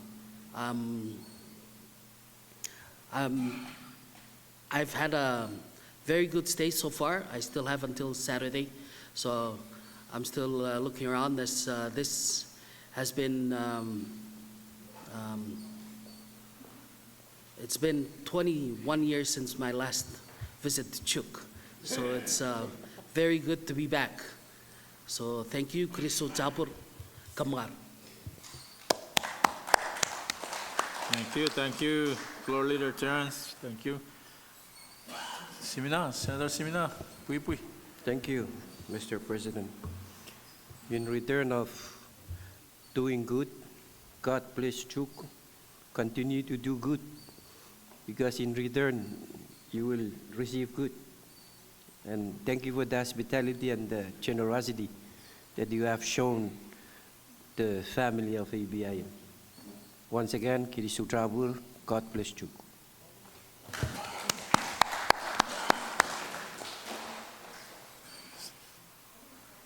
Kosteo Kushara, Uncle Bob's killing. That's our uncle. Thank you, Mr. President, for this opportunity.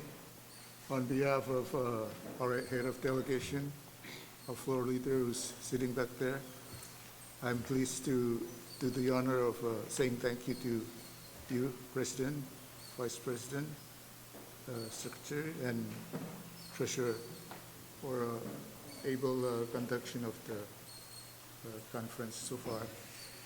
And I also want to congratulate you for a successful completion of this meeting.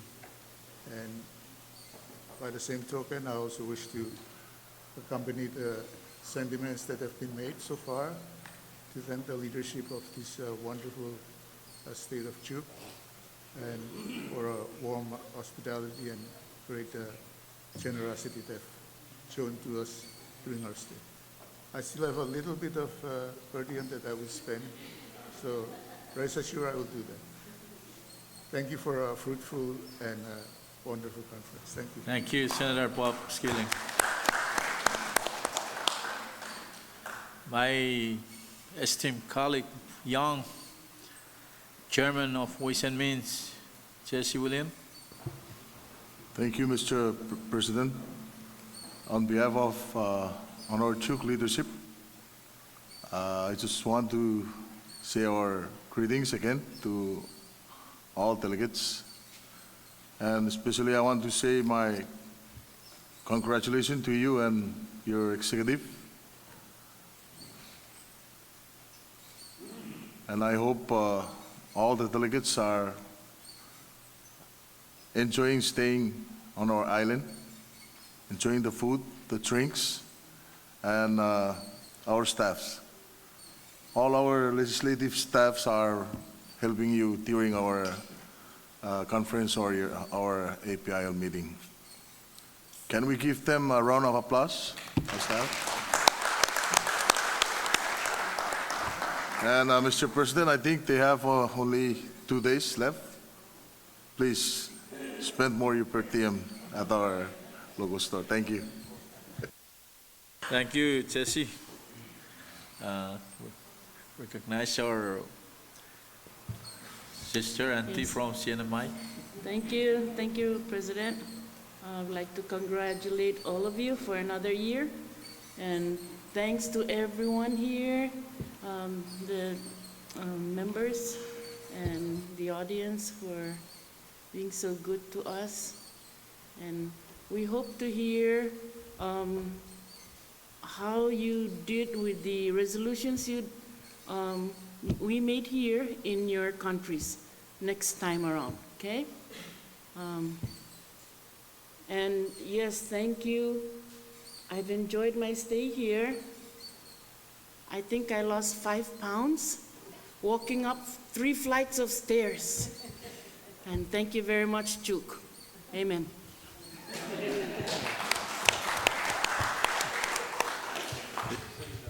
My colleague. Yeah. Chair recognizes you, Senator Snyder. Mr. President, first, I wish to express appreciation to the leaders of Chuuk and the people for a warm hospitality from the get-go. We certainly appreciate the hospitality and the attention that we're given since we got here. I would also like to appreciate the network that I've made here in the last couple of days. This is my first participation as a board member in EPIO, and I learned a lot. I learned that despite the issues before us, we narrow it down to become one as island nations. So thank you for that. And I also be remiss to, if I don't congratulate you all for your officership, and I look forward to the next meetings to come next year. Jesus Masi, I yield back. Thank you, Senator. Your first time, but you contributed a lot to the success of our meetings. Thank you so much. Walden, you don't have anything to do? Walden. Thank you, Mr. President. Before, a few months ago, a delegation from here came to our office in Guam and sat down with me to start organizing the meetings. And I would like to express my appreciation and our appreciation to their Chief of Staff, Douglas Morar, who's been very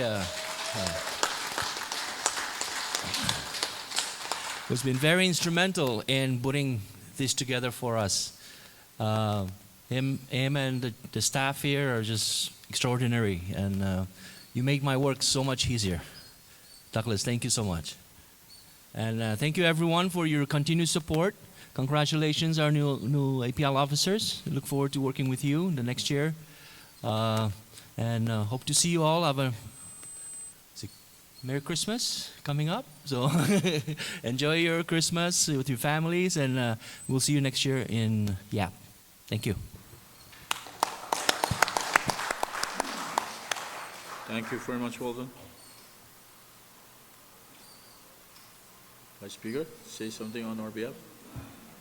Vice President. Thank you, Mr. President. And I'd like to echo what everyone else has said earlier.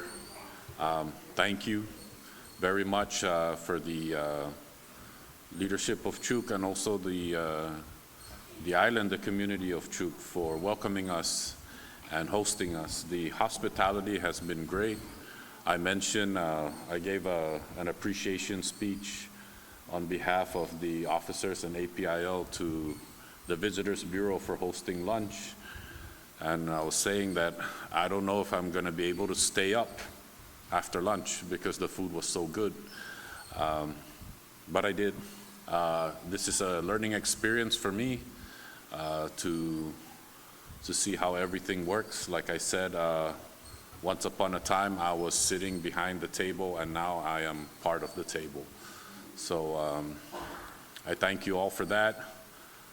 I thank you all for coming together, and I thank you all for working together. Director Walden, thank you very much for also organizing this.